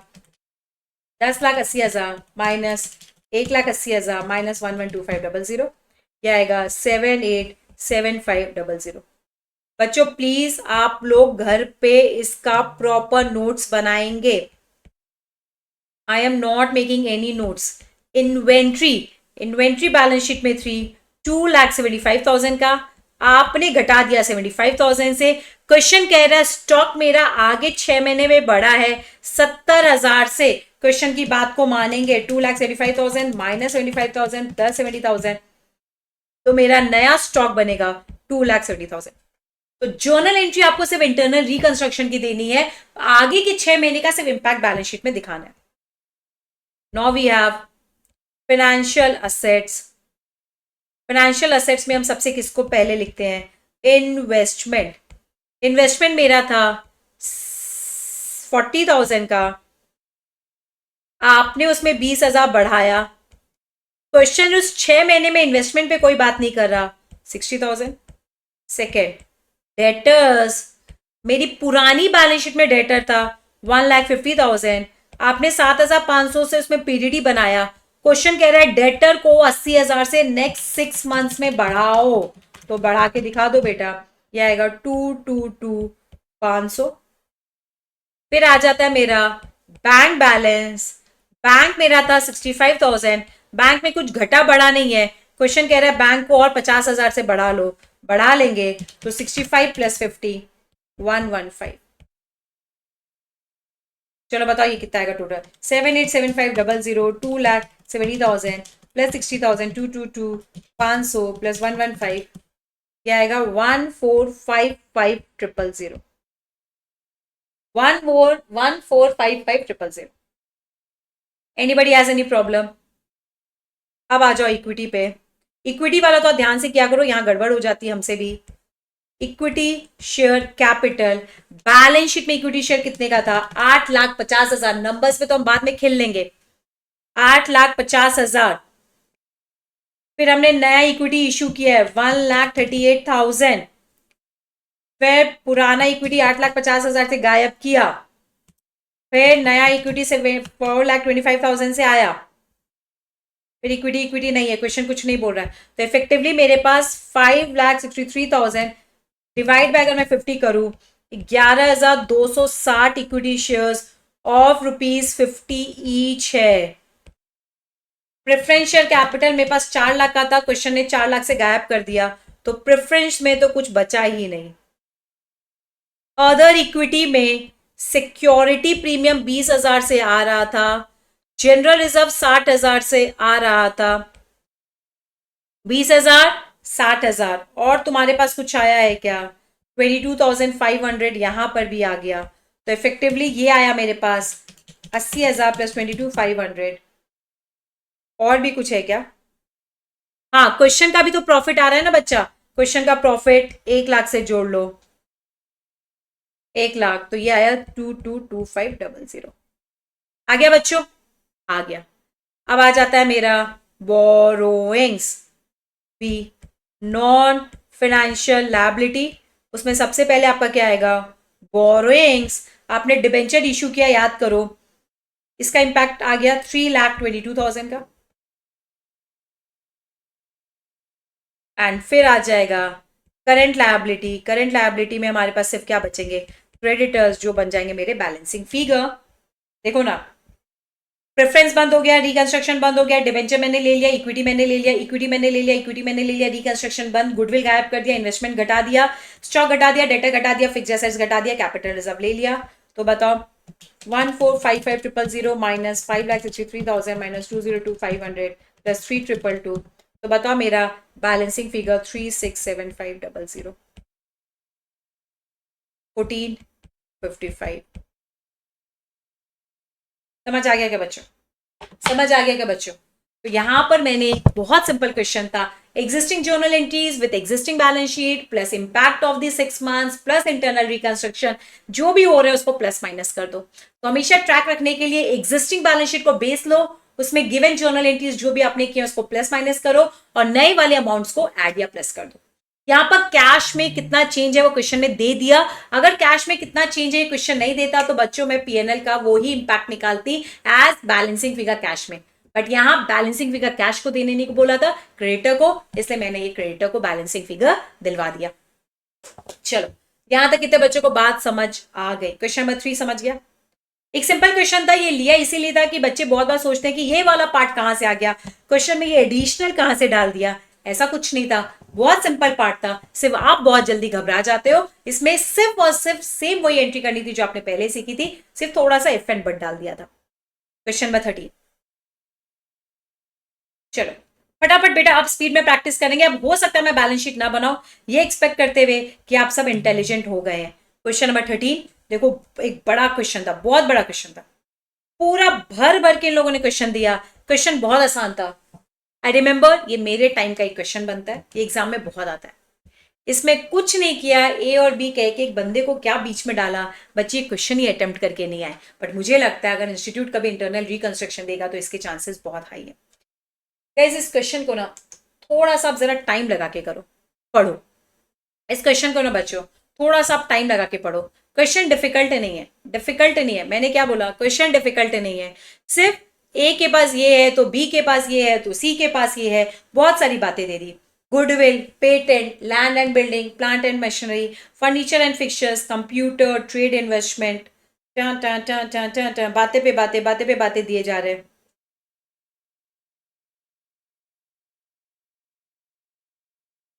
देखते जाओ।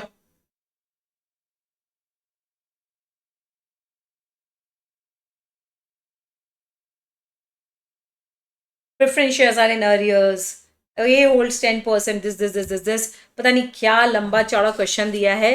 बच्चे तो एग्जाम में ये टच करते ही नहीं है, बिकॉज ये पेज ही 2 पेज में बनता है, क्वेश्चन ही ये क्वेश्चन ही 2-2.5 पेज में टर्न हो जाता। बच्चों को लगता है मैम ये क्या है, नहीं किया हुआ चलेगा हमको। गाइस, इस क्वेश्चन में क्वेश्चन कभी भी बैलेंस शीट नहीं मांगेगा, बिकॉज ऑलरेडी बहुत लंबा क्वेश्चन है। मैं भी इस क्वेश्चन की बैलेंस शीट नहीं बनाऊंगी, बहुत लंबा चला जाएगा और आएगा भी, डजंट मेक सेंस। चलो मैं आपके साथ पढ़ती हूँ फटाफट एवरीवन। अच्छा क्वेश्चन है, market as an important question. ये होने के बाद बस एक क्वेश्चन आपको कराऊंगी जहां पर इंटरनल रिकंस्ट्रक्शन के साथ आपका इंड एस 103 मर्ज कर देते हैं, दैट इज बिजनेस कंट्रोल।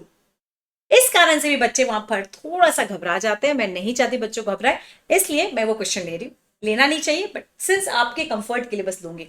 आ जाओ question number 13, goodwill, patent, land and building, plant and machine, furniture, computer, trade, investment, stock, discount को राइट ऑफ करना है, पीएनएल को राइट ऑफ करना है। याद रखना 16 लाख राइट ऑफ करने का आइटम है हमारे पास। Equity, preference share, debentures. First debentures and second debentures का मतलब है कंपनी जब भी डूबेगी पहले फर्स्ट डिबेंचर्स को दिया जाएगा, फिर सेकंड डिबेंचर को दिया जाएगा, फिर और कोई होंगे debentures, trade creditors, bank loans and directors loan, OD, outstanding liability, provision for taxes, काफी सारी चीजें दे दी है इन लोगों ने। बेटा ये 1,60,000 ना, ये आउटस्टैंडिंग इंटरेस्ट ऑन डिबेंचर है, ये एक खाता है, आउटस्टैंडिंग इंटरेस्ट ऑन डिबेंचर है 1,60,000। Preference shares in arrears from last 3 years। अब देखो एक बंदा है, बेटा एक बात बताओ, डिबेंचर किसी बंदे के पास होगा ना, क्रेडिटर कोई बंदा ही होगा ना, लायबिलिटी कोई ना कोई इंसान या एंटिटी होगी ना। इसमें इन लोगों ने सिर्फ आपको एड़ा बनाने के लिए क्या कह दिया, ए एक बंदा और बी एक बंदा, उसके अलावा भी बहुत सारे बंदे होंगे, बट इन लोगों ने सिर्फ स्पेसिफिकली हमें बताया ए एक ऐसा बंदा है जिनके पास हमारे 10% डिबेंचर भी है फर्स्ट, 10% सेकेंड डिबेंचर भी है, उस वो मेरा क्रेडिटर भी है। बी ऐसा है जिसके पास 10% फर्स्ट डिबेंचर भी है, 10% सेकेंड डिबेंचर भी है, एंड वो मेरा क्रेडिटर भी है। तो इफेक्टिवली ए और बी यहां पर भी है, ए और बी यहां पर भी है, ए और बी यहां पर भी है। एक बात बताओ, 6 लाख के फर्स्ट डिबेंचर्स, 10 लाख के क्या बोलती हूं सेकेंड डिबेंचर्स, अगर आप देखो दोनों का 10% यही इंटरेस्ट है, यानी ये दोनों का इंटरेस्ट है, फर्स्ट प्लस सेकेंड, दोनों का क्यूमुलेटिव आउटस्टैंडिंग इंटरेस्ट कितना है, 1,60,000। क्यूमुलेटिव आउटस्टैंडिंग इंटरेस्ट कितना है first debentures and second debentures का, 1,60,000। करेक्ट। अब कॉमन सेंस बताओ, कैन आई से इसमें ए का भी आउटस्टैंडिंग इंटरेस्ट होगा और बी का भी? यस। तो मैं यहां पर 4 लाख का 10% प्लस 6 लाख का 10%, 10 लाख का अगर मैं 10% आपसे पूछूं, कैन आई से 1 लाख का आउटस्टैंडिंग इंटरेस्ट भी ए की लायबिलिटी है? Yes ma'am. और अगर मैं आपको बोलूं 2 लाख प्लस 4 लाख, 6 लाख का 10%, तो 60,000 बी का आउटस्टैंडिंग इंटरेस्ट है। Yes ma'am. मैम अगर फर्स्ट डिबेंचर्स 4 लाख ए के पास है, फर्स्ट डिबेंचर्स 2 लाख के बी के पास है, तो 6 लाख डिबेंचर्स में सिर्फ 2 ही डिबेंचर होल्डर है? यस, क्वेश्चन बोल रहा है 10 लाख के डिबेंचर में, सेकेंड डिबेंचर में 6 लाख ए के पास और 4 लाख बी के पास, तो 10 लाख सेकेंड डिबेंचर्स में भी 2 ही डिबेंचर होल्डर्स है, ए एंड बी। यस। तो second debentures A and B, second debentures A and B. समझा क्या मेरे बच्चों? तो देखो फर्स्ट डिबेंचर्स में 2 लोग हैं, A and B, second debentures में भी 2 लोग हैं, ए एंड बी, और आउटस्टैंडिंग इंटरेस्ट में भी 2 लोग हैं, ए एंड बी। इसका मतलब सारे डिबेंचर्स 2 ही लोगों के बीच में है, ए एंड बी। तो ए एंड बी के पास अपना डिबेंचर, ए एंड बी के पास second hand debenture, A and B के पास आउटस्टैंडिंग इंटरेस्ट। यहां तक बच्चों बात समझ आ गया क्या? तो इफेक्टिवली डिबेंचर डिबेंचर डिबेंचर के 2 ही डिबेंचर होल्डर है, ए एंड बी।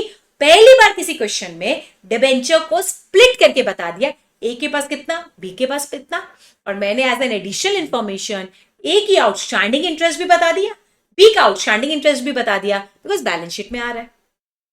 तो ये वाला पैराग्राफ पहली बार क्वेश्चन में दिया, बच्चे घबरा गए। और क्रेडिटर अगर देखे, ए 1 लाख का है, बी 50,000 का है, तो 1.5 लाख का क्रेडिटर है, जिसमें ए प्लस बी प्लस अदर्स भी होंगे, प्लस अदर्स भी होंगे। क्रेडिटर में सिर्फ ए और बी नहीं है, क्रेडिटर में ए भी है, बी भी है, अदर्स भी है। समझ आ गया क्या? तो फर्स्ट डिबेंचर्स में सिर्फ ए और बी है, सेकेंड डिबेंचर्स में ए और बी है, आउटस्टैंडिंग इंटरेस्ट ऑफ डिबेंचर्स में ए और बी है, क्रेडिटर्स में ए बी एंड अदर्स भी है। कैसे पता चला? क्वेश्चन में क्लियरली कह रहा है ए इतना क्रेडिटर है, बी इतना क्रेडिटर है, जो टोटल अमाउंट को मैच नहीं हो रहा है, तो 100% अदर्स भी होंगे। क्लियर बच्चों? Anyone has a doubt till here? फटाफट बताएंगे। कोई doubt doubt doubt doubt? Cursor को मूव करने दो भाई, नहीं तो ये स्टॉप रिकॉर्डिंग हो जाएगी। यस, चलो। The following scheme of reconstruction has been agreed and approved upon. बेटा बहुत सारे पॉइंट्स हैं, पढ़ के फिर समझाऊं, इससे अच्छा एक एक करते हैं, एक एक समझते हैं। 1 2 3 4 5 6 7 8 10 11, मैं लास्ट का बस पढ़ लेती हूँ। Pass journal entries for above mention transactions हम कर लेंगे, including amount to be written off goodwill, patent. Goodwill patent को राइट ऑफ करना, ये क्वेश्चन बोल रहा है, क्वेश्चन बोल रहा है भाई, तो याद रखना ये राइट ऑफ करना है, ये राइट ऑफ करना है, क्वेश्चन बोल रहा है। लॉस ये हमें पता है, डिस्काउंट हमें पता है राइट ऑफ होता है, prepare bank account and allocation of interest. Allocate तो मैंने अभी आपको करके दिखा दिया, 1 लाख इंटरेस्ट, ए का है 60,000 इंटरेस्ट ऑन डिबेंचर्स, बी का है मैंने जस्ट आपको एलोकेट करके भी दिखाया। यस और नो मेरे प्यारे प्यारे बच्चों? Yes ma'am. तो मैंने आपका डिबेंचर्स भी एलोकेट करके दिखा दिया। क्वेश्चन सिर्फ जर्नल एंट्रीज मांग रहा है, हम कर लेंगे गाइस, डिफिकल्ट नहीं है तो मैं स्पीड लेना चाहूंगी, बिल्कुल भी डिफिकल्ट नहीं है तो मैं जर्नल एंट्रीज में फुल ऑन स्पीड लूंगी। क्वेश्चन नंबर 13 मॉड्यूल का क्वेश्चन है। जब मैं सीए कर रही थी इंस्टीट्यूट का फेवरेट क्वेश्चन हुआ करता था। I think if I am not wrong 2008 में ये क्वेश्चन आया हुआ भी है। चलो I read one at a time so that हमारे लिए भी इजी है। All the equity shares to be converted into fully paid up equity shares of ₹5 each. जल्दी से देख के बताओ, जल्दी से देख के बताओ, मेरे पास इक्विटी है कितने के? 10 ईच को। इसका फेस वैल्यू किसमें कन्वर्ट करना है? 5 ईच। तो मेरा फेस वैल्यू, तो 10 का फेस वैल्यू हटाओ, नया फेस वैल्यू लाओ। चलो फटाफट एंट्री बोलो। Equity share capital account debit 5 lakh into 10 कितना? 50 लाख।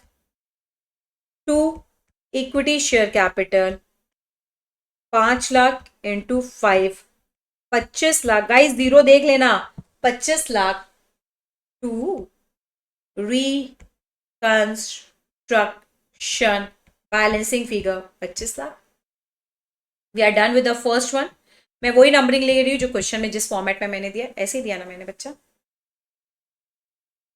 1 हाँ वैसे दिया नंबरिंग, यस, ताकि आपके लिए इजी रहेगा घर पे देखने को मैंने किसके अगेंस्ट कौन सी एंट्री डाली है। 2 the preference share shall be reduce to 50 each and preference holders agree to forego their arrears of preference dividend in consideration of which 9% preference shares is to be converted into 10% preference shares। एक बात समझो, arrears of dividend is a contingent liability, इसको forgo किया, इसकी कोई journal entry नहीं होती है, तो इस लफड़े में हमें पढ़ना ही नहीं है। तो 9% प्रेफरेंस शेयर कैपिटल 20,000 इंटू 100 ये आएगा मेरा बच्चों 20 लाख का। इसको हमने कन्वर्ट कर दिया, 9% प्रेफरेंस शेयर्स को हमने कन्वर्ट कर दिया 10% प्रेफरेंस शेयर्स, कितने का? 50 each. 20,000 into 50, 20,000 into 50, 10 lakh each to reconstruction as balancing figure 10 lakh. यहां तक बच्चों बात समझ आ गई? We will not pass any journal entry for the forego of contingent liability as discussed before. Mister A 6 lakh के टोटल डेट लिखा है। टोटल डेट का मतलब डिबेंचर्स, टोटल डेट का मतलब होता है first debenture, second debenture, outstanding interest and debtors, उसमें सब आते हैं बच्चों, सब आते हैं, इसलिए मुझे कोई भी बच्चों से गड़बड़ नहीं चाहिए। Mister A to cancel is 6 lakhs of his total debt including interest on debentures, obviously total debt में interest भी आ जाता है, and to pay 1 lakh to the company and to receive new debenture of 12%। बहुत आसान है, mister A अपनी सारी liability cancel करा रहा है, मिस्टर ए अपनी सारी लायबिलिटी को कैंसिल कर रहा है, और मिस्टर ए अपनी लायबिलिटी को कैंसिल करने के बदले में हमको 1 लाख रुपए का पेमेंट भी दे रहा है और उसके अगेंस्ट एक ही डिबेंचर ले रहा है। तो शैल आई स्टार्ट? सबसे पहले देखेंगे कैसे करेंगे। चलो सबसे पहले देखेंगे कैसे करना है हमको। चलो इसके ना मैं 3 पार्ट में डिस्ट्रीब्यूट कर रही हूं जानबूझ के, ताकि आपको क्लैरिटी रहे। सबसे फर्स्ट टोटल डेप्ट सेटल हो रहा है, तो 10%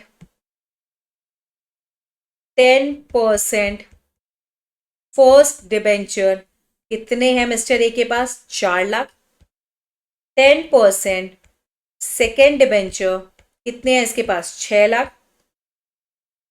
क्रेडिटर इसके कितने हैं? 1 लाख।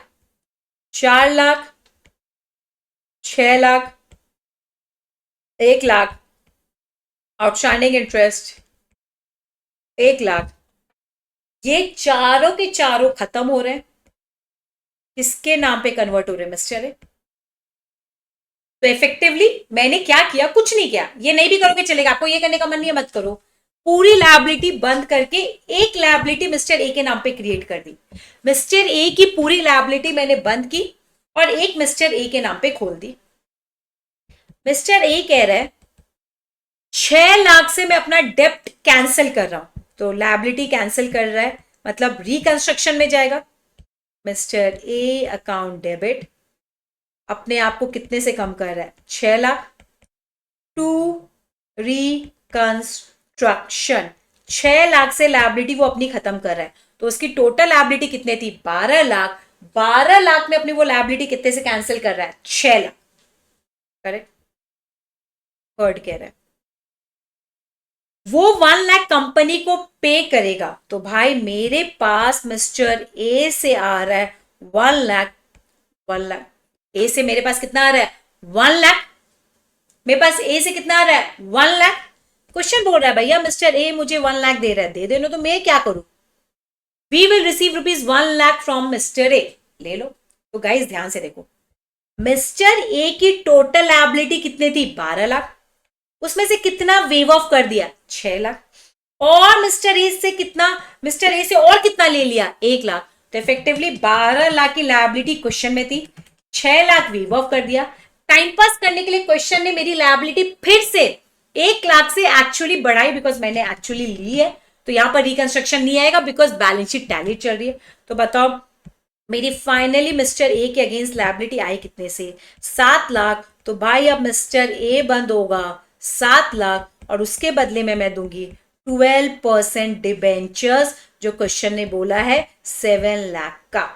मैं चाहती तो मैं इस चारों एंट्री को कंबाइन करके भी एक एंट्री कर सकती थी। मैं मिस्टर ए का अकाउंट खोलती ही नहीं, सारी लायबिलिटी क्लोज करती, जो पैसा आया बैंक में लेती, जो रिकंस्ट्रक्शन में गया वो 6 लाख का वहां डाल के, बैलेंसिंग फिगर अगर आप देखते तो 7 लाख से आता। बट मैंने वैसे नहीं किया, तो आप लोग भी ऐसे स्प्लिट करके एंट्री करना। ओल्ड टोटल डेप्ट close because we are settling mister A. Mister A को मैंने सेटल करने के लिए सारी लायबिलिटी उसकी बंद की, मिस्टर ए को खोला, फिर मिस्टर ए से वेव ऑफ करवा दिया अपना 6 लाख, फिर मिस्टर ए से 1 लाख ले लिया, फिर जो बैलेंस लायबिलिटी आई उसको मैंने डिबेंचर में कन्वर्ट कर दिया। आप चाहो तो first second third fourth entry को कंबाइन भी करोगे। कंबाइन करोगे तो याद रखना mister A 12 lakh, mister A 6 lakh, mister A 1 lakh, mister A 7 lakh cancel हो जाएगा। एंट्री बनेगी first debentures 4 lakh, second debentures 6 lakh, creditor 1 lakh, outstanding interest 1 lakh, bank 1 lakh, to reconstruction to 12% debenture 7 lakh. ये एंट्री बन सकती थी कंबाइन, अगर आपको कंबाइन करना है वो भी अलाउड है। बट कीपिंग इन माइंड आप प्यारे प्यारे छोटे छोटे बच्चे हो, फाइनल के बच्चे को मैं त्रास नहीं देना चाहती, मैंने इसको स्प्लिट किया। मैम हम नहीं करेंगे तो मार्क्स मिलेंगे, 100% मार्क्स मिलेगा, कोई भी बच्चे का मार्क्स नहीं लेगा इंस्टीट्यूट। मिस्टर ए अब मिस्टर बी कैंसिल कर रहा है 3 lakh including interest and except new amount of debenture. अब इसको कंबाइन करके दिखाऊं क्या, दिखा दूं क्या इसको, चलो। 10% फर्स्ट डिबेंचर्स बी के कितने हैं, 2 लाख, ये बंद हो रहा है। 10% सेकेंड डिबेंचर्स बी के कितने हैं, 4 लाख। क्रेडिटर्स बी के कितने हैं, बी के कितने हैं, 50,000। तुम्हारे स्टाइल में कर देती हूँ अगर तुम्हें कंफ्यूजन नहीं चाहिए। आउटस्टैंडिंग इंटरेस्ट बच्चा मेरा कितना है, 60,000। टू रिकंस्ट्रक्शन कितने का वेव ऑफ कर रहे हैं, लायबिलिटी कम कर रहे हैं कितने से बच्चा, 3 लाख, और बदले में क्या ले रहे हैं, 12% डिबेंचर्स एज बैलेंसिंग फिगर। तो 2 lakh plus 4 lakh plus 50,000 plus 60,000 minus 3 lakh, तो 4,10,000 के नए डिबेंचर ले रहे हैं। 4,10,000 के नए डिबेंचर ले रहे हैं। अगर तुम चाहो तो तुम ऐसे भी कर सकते हो। मैंने थर्ड वाली एंट्री तोड़ तोड़ के सिखाई, मैंने फोर्थ वाली बी की एंट्री कंबाइन सिखाई, आपको जो पसंद है आपको कर लो।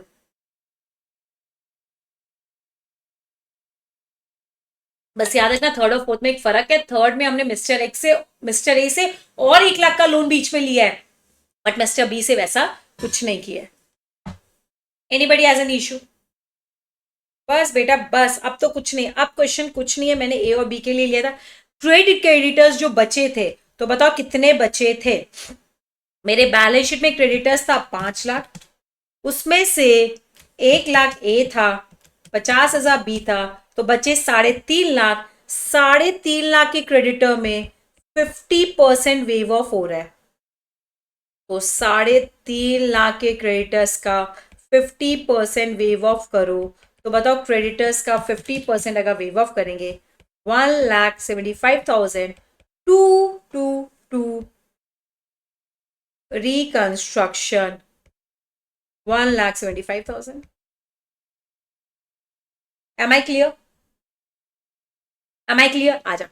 Directors to accept settlement of their loan as to 60% allotment of equity shares and balance waive off। तो डायरेक्टर भैया कितने के थे? डायरेक्टर का लोन मेरा था 1 लाख। 1 लाख के लोन में 60% का इक्विटी, तो इक्विटी शेयर कैपिटल आ जाएगा 60,000, और बाकी वेव ऑफ, तो रिकंस्ट्रक्शन आ जाएगा मेरा बच्चा 40,000। As simple as it is, as simple as it is. Correct? आ जाओ। There were capital commitments totaling 3 lakh. These contracts are to be cancelled on the payment of 5% of the contract price as penalty. 3 lakh का 5% एक unrecorded liability आ गई, as a penalty पे करना है। Penalty पे करने की एंट्री बोलो क्या होगी? Very good. Any payment extra over and above goes to reconstruction account debit to bank. हम कितना पे करेंगे? 15,000। 3 लाख का पेनल्टी पेमेंट। क्या बच्चों समझ आ गया क्या? समझ आ गया क्या? The directors refunded 1,10,000 of the fees previously receive by them. Directors ने हमें रिफंड किया जो पैसा उनको प्रीवियसली हमने दिया था। तो रिफंड क्या मतलब? मेरे पास पैसा आया, बैंक अकाउंट डेबिट। डायरेक्टर्स फी करके कोई खाता आ नहीं रहा है, तो हम इसको कहां से क्लोज करेंगे? रिकंस्ट्रक्शन। पैसा जाने का भी रिकंस्ट्रक्शन से, आने का भी रिकंस्ट्रक्शन से, अगर उस आइटम का बैलेंस शीट में कुछ दिया हुआ नहीं है। 9, रिकंस्ट्रक्शन एक्सपेंस 10,000, इसकी एंट्री बोलो क्या होगी? Reconstruction account debit to bank. क्या मैं स्पीड लू क्या बच्चों? कुछ भी नहीं है बेटा, अब तो रिपीटेड एंट्रीज आ गई है। 10,000। The taxation liability is to be settled at 80,000 and paid immediately. 1 lakh का 80,000 में सेटल हो रहा है, तो पहले आप अपने प्रोविजन फॉर टैक्स को कम कर दो, कितने से? 20,000 से, टू रिकंस्ट्रक्शन 20,000। अब इस बचे हुए अकाउंट को पे कर दो। प्रोविजन फॉर टैक्स 1 लाख का अब 80,000 पे आ गया, 20,000 आपने कम कर दिया, टू पेमेंट बैंक से 80,000। The taxation liability has been settled. Done. अब आ जाओ 11।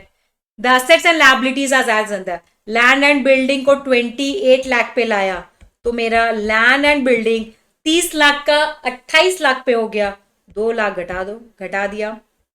प्लांट एंड मशीनरी 10 लाख से 4 लाख पे लाना है, to plant and machinery 6 lakh से घटा दो। स्टॉक मेरा 10 लाख का 7 लाख पे लाना है, तो स्टॉक मेरा 3 लाख से घट जाएगा।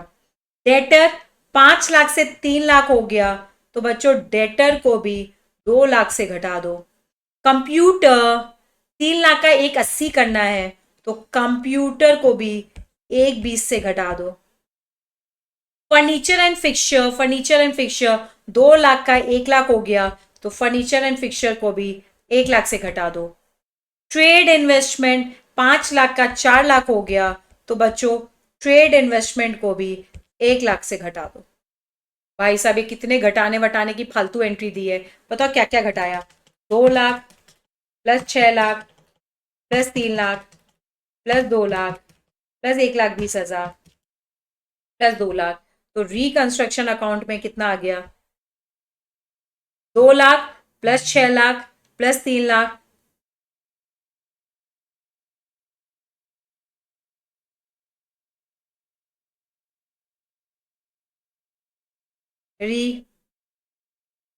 Reconstruction account 16,20,000।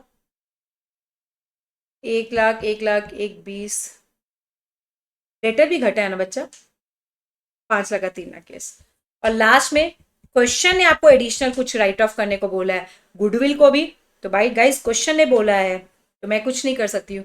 Reconstruction account debit to goodwill 10 lakh, to patent write off करने को बोला है 5 lakh, to PNL 15 lakh, to discount 1 lakh. तो 10 + 5 + 15 + 1 31 लाख से रिकंस्ट्रक्शन अकाउंट को बंद कर लेना। और गाइस प्लीज एक एंट्री आपको एडिशनल डाल रही है जो मैं आपको होमवर्क में दे रही हूँ, चेक कर लेना। Prepare reconstruction account and difference या तो गुडविल होगा या कैपिटल रिजर्व, ये आप लोग डाल लेना एज बैलेंसिंग फिगर।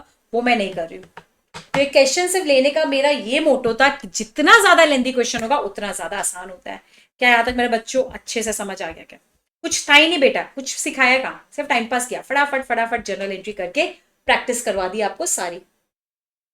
चलो अब आपको देखना है क्वेश्चन नंबर 1, बहुत आसान क्वेश्चन है। ये क्वेश्चन लेने का सिर्फ मेरा मोटो ये है कि इसमें एक्विजिशन एंड कंट्रोल दोनों ले लिया है और इंटरनल रिकंस्ट्रक्शन। तो बच्चे इस क्वेश्चन को देख के घबराए ना एग्जाम में, इसलिए मैंने लिया है। ये आपके मॉड्यूल में है, आप चेक कर लेना किसकी बुक्स में इंटरनल रिकंस्ट्रक्शन आ रहा है, उसकी बुक्स में हम इंटरनल रिकंस्ट्रक्शन करेंगे और इंटरनल रिकंस्ट्रक्शन होने के बाद हम बिजनेस कंट्रोल करेंगे और वही तरीका पीसी निकालेंगे, बिजनेस एक्वायर करेंगे, जर्नल एंट्री पास करेंगे, बैलेंस शीट बनाएंगे। तो सारे बच्चे क्विकली अब आप यहाँ पर स्क्रीन पे क्वेश्चन रीड करेंगे।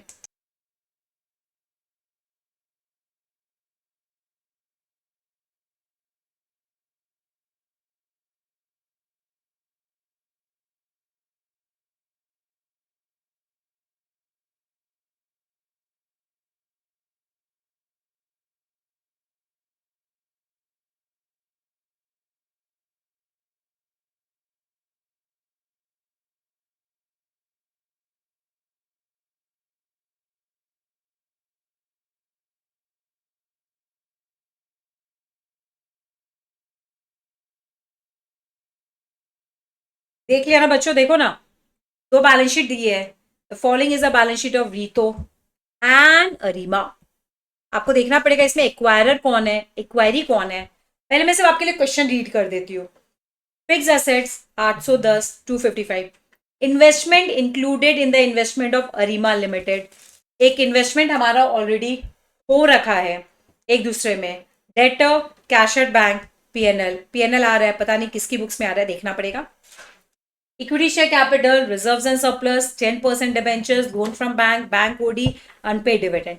It was decided that Arima Limited will acquire. Oh, ये acquirer है, ये acquiry है। यहाँ पर क्वेश्चन ने क्लियरली दिया है, Arima will acquire the business of Rito for enjoying the benefit of carry forward loss. The following scheme has been approved for the merger.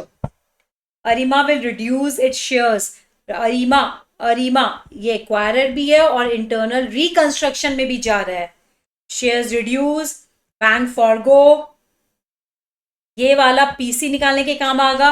Share holders of Rita will be given 1 shares of this in exchange of this.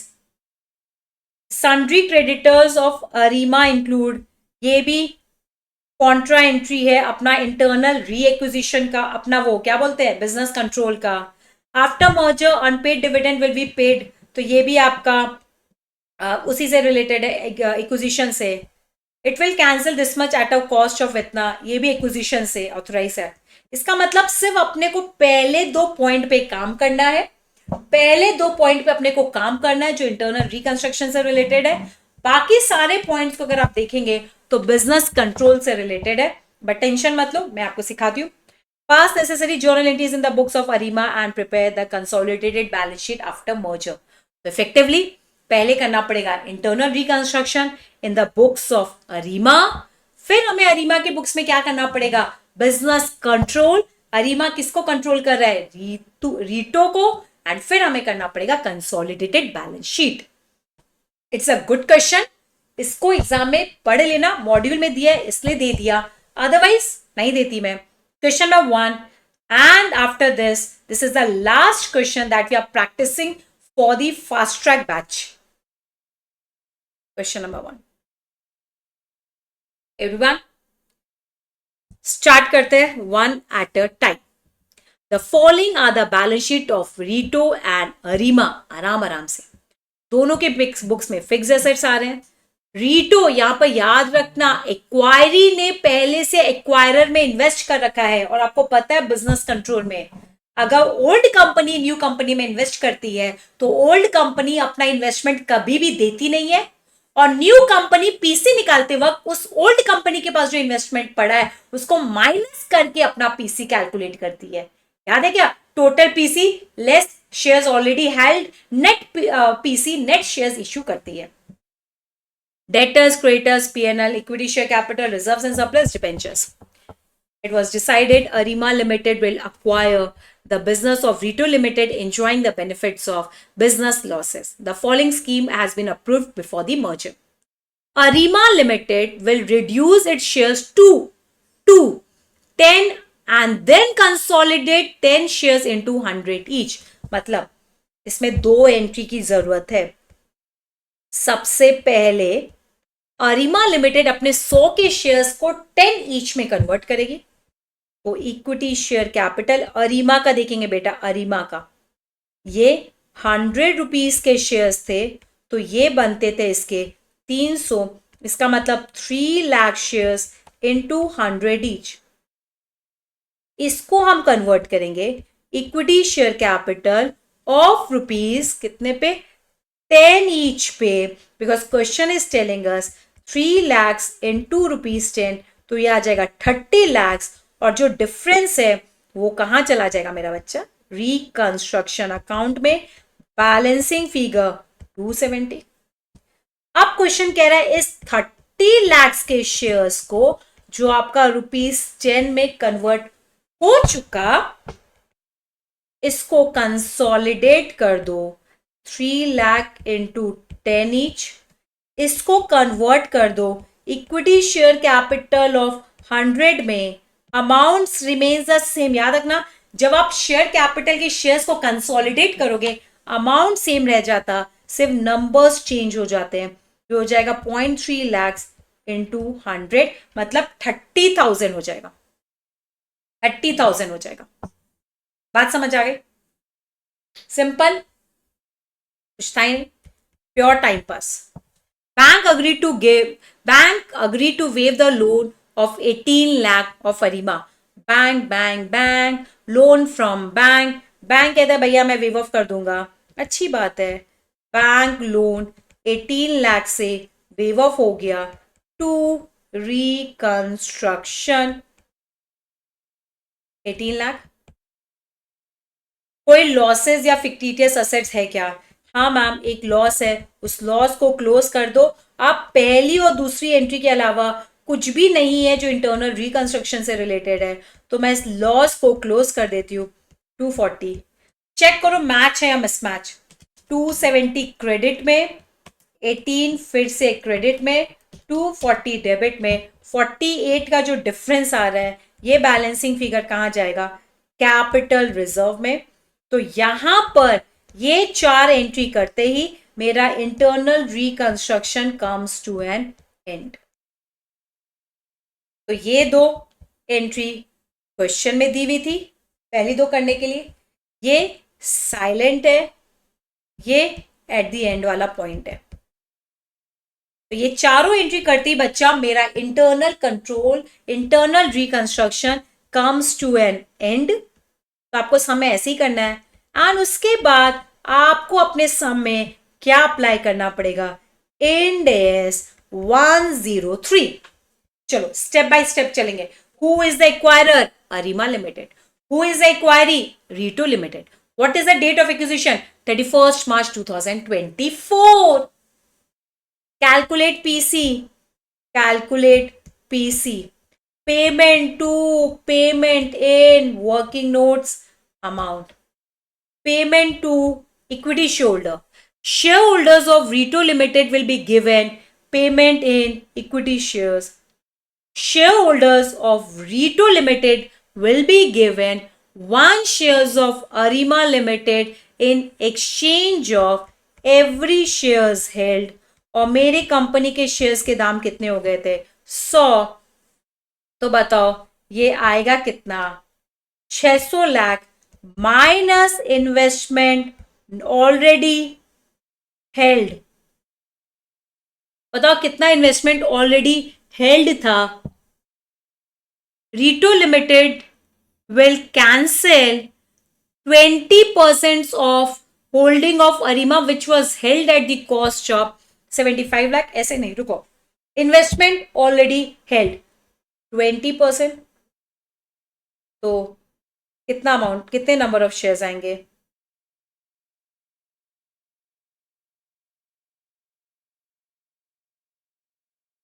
रीटो limited already कितने shares held कर रखा है 20% of ARIMA limited, तो तीन कितने shares होंगे 3 lakh shares, 3 lakhs number of shares, 3 lakhs into 20% into 100, 3 into 20% into 100, तो ये माइनस करना पड़ेगा 60 माइनस 600, तो ये आ जाएगा, मैंने कुछ गलत कर दिया क्या, 0.3 होगा ना बेटो, अरिमा के पास 300 डिवाइडेड बाय 100, 3 का 20%, एक सेकेंड बच्चों, एक सेकेंड बेटा, अब ये 3 नहीं रहे ना, इसको हमने 0.3 में कन्वर्ट कर दिया है ना, तो ये मैंने गड़बड़ लिख दिया था, 0.3 इंटू 20% इंटू 100, तो यह माइनस हो जाएगा 6, तो 594 lakhs। समझा क्या बच्चों, देखो ना बेटा, बैलेंस शीट से मैंने वो 3 उठा लिया था, सुनो ना, अरिमा लिमिटेड किसको पेमेंट कर रहा है, रीतू लिमिटेड के इक्विटी शेयर्स को, तो टोटल इक्विटी शेयर्स ऑफ रीटो कितना है 6 लाख शेयर्स, हर के बदले में कितने पे दे रहे हैं हम 100, मेरे शेयर्स का दाम कितना हो चुका है बेटा 100, देखो ना यहाँ लिखा है 100 पे दिया, उसमें से ऑलरेडी ओल्ड कंपनी के पास मेरे कितने शेयर्स हैं, तो 0.3 बच गए ना बेटा, 0.3 मेरे शेयर्स हो गए, 0.3 लाख इंटू 0.3 इंटू 20% इंटू 100 के हिसाब से, तो ये ऑलरेडी होल्ड है, तो मेरा पीसी कितना बनेगा 594 lakhs। चलो अब आ जाते फोर्थ स्टेप पे, बिजनेस एक्वायर कर लो, कुछ चेंज इन फेयर वैल्यू नहीं दिया है, उसके फिक्स असेट्स मेरे हो गए 810, इन्वेस्टमेंट्स नहीं लेंगे, बट याद रखना अदर इन्वेस्टमेंट है इसमें, 210 में मैंने कितने पे 75 में लिया था, तो 210 माइनस 75, अदर इन्वेस्टमेंट तो लूंगी ना मैं उनका इन्वेस्टमेंट नहीं दूंगी उनको वापस, बट उसके अलावा जो मेरे पास इन्वेस्टमेंट किसी और के शेयर्स के हैं वो तो हम वापस करेंगे ना, तो याद रखना रीटो लिमिटेड के 210 में 2 इन्वेस्टमेंट है, एक जो उसने अरिमा में कर रखा है कितने का 75 लाख का क्वेश्चन में दिया है, एंड दूसरा अदर्स, तो शेयर्स चले गए मेरे डेटर्स, उनके हो गए कितना 120, मेरा कैश एट बैंक उनका हो गया कितना बच्चों 75, एक लाइन छोड़ देना, इक्विटी हम लेते नहीं है, रिजर्व्स हम लेते नहीं है, उनके 10% डिबेंचर्स हमारे हो गए, उनका लोन हमारा हो गया 10% डिबेंचर्स, लोन 75, उनका बैंक ओडी है ही नहीं, उनके क्रेडिटर्स हमारे हो गए, उनका अनपेड डिविडेंड हमारा हो गया कितना 60, और हम उनको क्या पे करेंगे consideration without taking the investment they already hold 594, 810 plus 135 plus 120 plus 75, ओहो 810 plus 135 plus 120 plus 75 minus 150 minus 25 minus 90 minus 60 minus 594 171, तो ये आ जाएगा gain on bargain purchase, balancing figure 171, पहली एंट्री बिजनेस कंट्रोल की, याद है ना बच्चों, गेन ऑन बार्गेन परचेज को क्लोज करो, gain on bargain purchase account debit 171 to capital reserve कितने से 171 से, फिर आप पेमेंट कर दो पीसी का, consideration account debit to equity share capital 594 पे करना है, 594 to equity share capital 594, तो 5.94 लाख शेयर्स होंगे of ₹100 each. Correct correct correct correct correct correct correct. फिर एक कॉन्ट्रा एंट्री आ रही है क्रेडिटर्स एंड डेटर्स की, उसका डेटर मेरा क्रेडिटर आपस में नलीफाई हो जाएंगे, कितने से 30 लाख। तो शेयर होल्डर्स का पीसी हो गया, क्रेडिटर्स हो गया। After merger unpaid dividend of Rito to be settled, question कह रहा है अनपेड डिविडेंड को सेटल कर दो, ये क्वेश्चन की रिक्वायरमेंट है।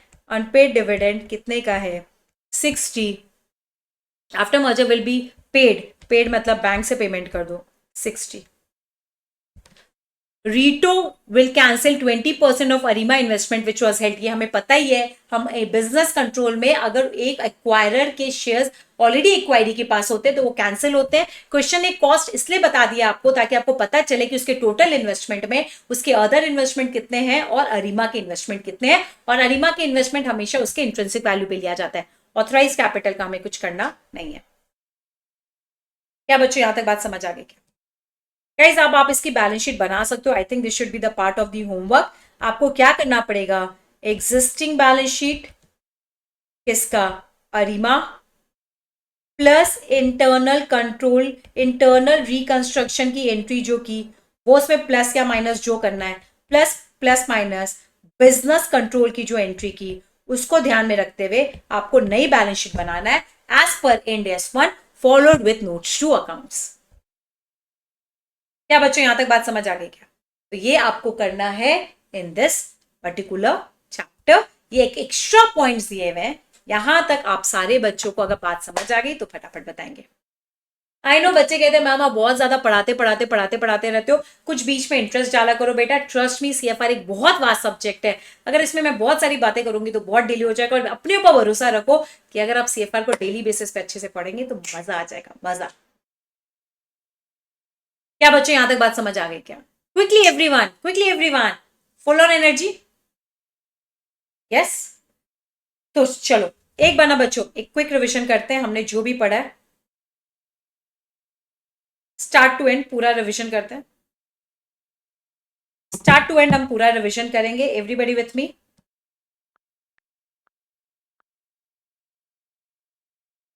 कौन सा चैप्टर हम कर रहे हैं बेटा? अभी हमने स्टार्ट किया है internal reconstruction. What does internal reconstruction basically means? Internal reconstruction का मतलब होता है कंपनी एज अ होल बीमार चल रही है, आपके पास लॉसेस बहुत ज्यादा इकट्ठे हो रखे हैं, आपको रिवाइवल का स्कोप चाहिए, आपको वापस अपने पैरों में खड़ा करना है, एंड आपको कुछ दवाई ऐसी चाहिए जिससे आप वापस खड़े हो सकते हो और आपको अपने पोटेंशियल पे कोई डाउट नहीं है। उस केस में आपके पास एक ही उपाय है, सबके पास जाके हाथ जोड़ के विनती करना, स्पेशली लायबिलिटी वालों से कि अपनी लायबिलिटी को थोड़ा सा वेव ऑफ करिए। ये गुजारिश है, मैं अपना प्रोजेक्ट बहुत अच्छे से चला सकता और इसको चलाने में आपकी थोड़ी सी मदद चाहिए। अगर आपने मेरी मदद नहीं तो कंपनी डूब जाएगी और वैसे ही आपका पूरा पैसा डूब जाएगा। अगर आप नहीं चाहते हो कि आपका पैसा भी ना डूबे तो आप थोड़ी सी मदद कर दीजिए, कुछ लायबिलिटी वेव ऑफ कर दीजिए।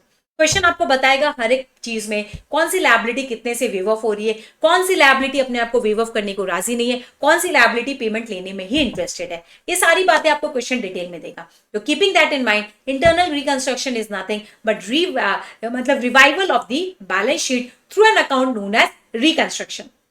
रिकंस्ट्रक्शन एक टेम्पररी अकाउंट है जो सिर्फ हम ओपन करते हैं चीजों को सिर्फ एक जगह लाने के लिए। रिकंस्ट्रक्शन अकाउंट से दे कैन बी बेनिफिट और लॉसेस। अगर आपको बेनिफिट हुआ तो कैपिटल रिजर्व में, लॉस हुआ तो गुडविल में। बट इसकी जर्नल एंट्री कैसे होती है वो मैं आपको फिर से डिस्कस करती हूँ, बट उसके पहले मैं आपको बता देती हूँ इस एंट्रीज को याद करने की जरूरत नहीं है। जैसा क्वेश्चन बोलता है उस क्वेश्चन को ध्यान से देखिए। क्वेश्चन कह रहा है कि ये चीज हुआ, उसके बारे में सोचिए। अगर उसका दूसरा इंपैक्ट भी क्वेश्चन दे रहा है बहुत अच्छी बात है, otherwise put it to reconstruction account. Reconstruction account का दूसरा नाम भी होता है capital reduction and reorganisation. But फटाफट कुछ जर्नल एंट्रीज हम डिस्कस कर लेते हैं। जब भी आपकी असेट्स को घटाना है, reconstruction account debit to asset, asset को बढ़ाना है, asset account debit to reconstruction. आपको लायबिलिटी घटानी है तो liability account debit to reconstruction, बढ़ानी है reconstruction account debit to liability. एक एडजस्टमेंट साइलेंट है, हर क्वेश्चन में बिना क्वेश्चन को पूछे आपको करना है, वो है closing of loss, only loss. अगर पीएनएल आपको डेबिट में दिख रहा है या फिक्टिटियस असेट, उसकी एंट्री बनेगी reconstruction account debit to loss to fictitious asset to preliminary expenditure.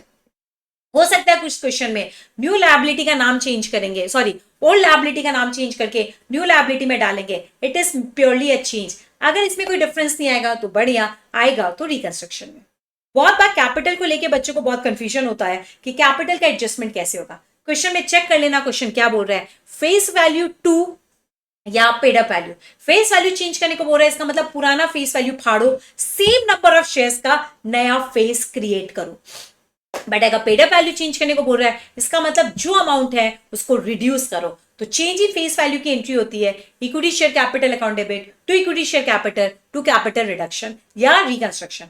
But अगर पेड अप वैल्यू चेंज है तो एंट्री होती है equity share capital account debit to reconstruction. हो सकता है क्वेश्चन में बहुत बार अनरिकॉर्डेड लायबिलिटी दी हुई है। अगर बच्चों अनरिकॉर्डेड लायबिलिटी भी दी हुई है तो अनरिकॉर्डेड लायबिलिटी को आपको क्या करना होगा, क्लोज। अनरिकॉर्डेड लायबिलिटी के केस में चेक कर लेना, अगर उसका कोई पेमेंट नहीं बता रहा, वेव ऑफ हो गया, कोई एंट्री नहीं करनी है। बट अगर कोई अनरिकॉर्डेड लायबिलिटी या कोई अनरिकॉर्डेड पेमेंट आपके पास आ जाए, तो अगर लायबिलिटी है तो reconstruction account debit to bank, payment आया है तो bank account debit to reconstruction. और एक और चीज, कोई खर्चे आ जाए जो बुक्स में कभी नहीं थी, कोई पेनल्टी आ जाए जो आपको पे करना पड़ा है बुक्स में नहीं थी, तो reconstruction account debit to bank. At the end reconstruction close होता है दो तरीके से, या तो कैपिटल रिजर्व या गुडविल, जैसा क्वेश्चन में नहीं बोले तो। अदरवाइज अगर क्वेश्चन बोलता है इसका डिफरेंस शेयर इशू में डालो, इसका डिफरेंस लायबिलिटी घटाने में डालो, तो go as per the question. फिर हमने इससे रिलेटेड बहुत सारे क्वेश्चंस किए थे। इसकी बैलेंस शीट इंड एस 1 के हिसाब से बनती है, followed with notes to accounts. इसमें एक पॉइंट जो और मैंने ऐड ऑन किया था वो था शेयर सरेंडर। शेयर सरेंडर कुछ नहीं होता है, का इक्विटी शेयर होल्डर्स अपने शेयर्स कंपनी को गिफ्ट में दे देती है, उसके बदले में ना वेव ऑफ ले रही है ना कुछ ले रही है, शेयर सरेंडर करवा देती है। एंट्री होती है equity share capital account debit to equity share surrender. अगर ये सरेंडर शेयर्स फिर से सरेंडर में कन्वर्ट होते हैं तो equity share surrender account debit to equity share surrender या प्रेफरेंस शेयर सरेंडर। बट अगर ये सरेंडर शेयर इशू होते हैं या किसी लायबिलिटी को रिसीव होते हैं तो पहले सरेंडर शेयर कैपिटल में कन्वर्ट होगा प्लस लायबिलिटी रिकंस्ट्रक्शन से क्लोज होगी। तो यहां पर वो नॉर्मल एंट्री जैसे एंट्री नहीं होती, यहां एक अलग स्टाइल में एंट्री होती है जो मैंने आपको बताया। एंड एट द एंड अगर शेयर सरेंडर यूज नहीं हो पा रहा है तो इसको आपको बंद करना पड़ता है रिकंस्ट्रक्शन अकाउंट से। एंड कभी कभी क्वेश्चन थोड़ा कॉम्प्लिकेट करने के लिए आपको इसमें बिजनेस कंट्रोल डाल देता है, तो हमेशा पहले इंटरनल रिकंस्ट्रक्शन करना और बाद में बिजनेस कंट्रोल करना। और बिजनेस कंट्रोल वैसे ही होगा जैसे कि हमने इंड एस 103 में किया था। आपको पीसी निकालना पड़ेगा, एक्विजिशन की एंट्री डालनी पड़ेगी, एक दूसरे की बुक में अगर इन्वेस्टमेंट हेल्ड कर रहे हैं तो उस इन्वेस्टमेंट को नलीफाई करना पड़ेगा। That's all for internal reconstruction. And अगर आपने इतना भी कर लिया तो बहुत ज्यादा है, बट यस और हम थोड़ी सी प्रैक्टिस करेंगे। बट अभी फिलहाल और प्रैक्टिस के लिए हम आगे चलेंगे। बट फास्ट ट्रैक वाले बच्चों आपके लिए इतने सम्स मोर देन एनफ है।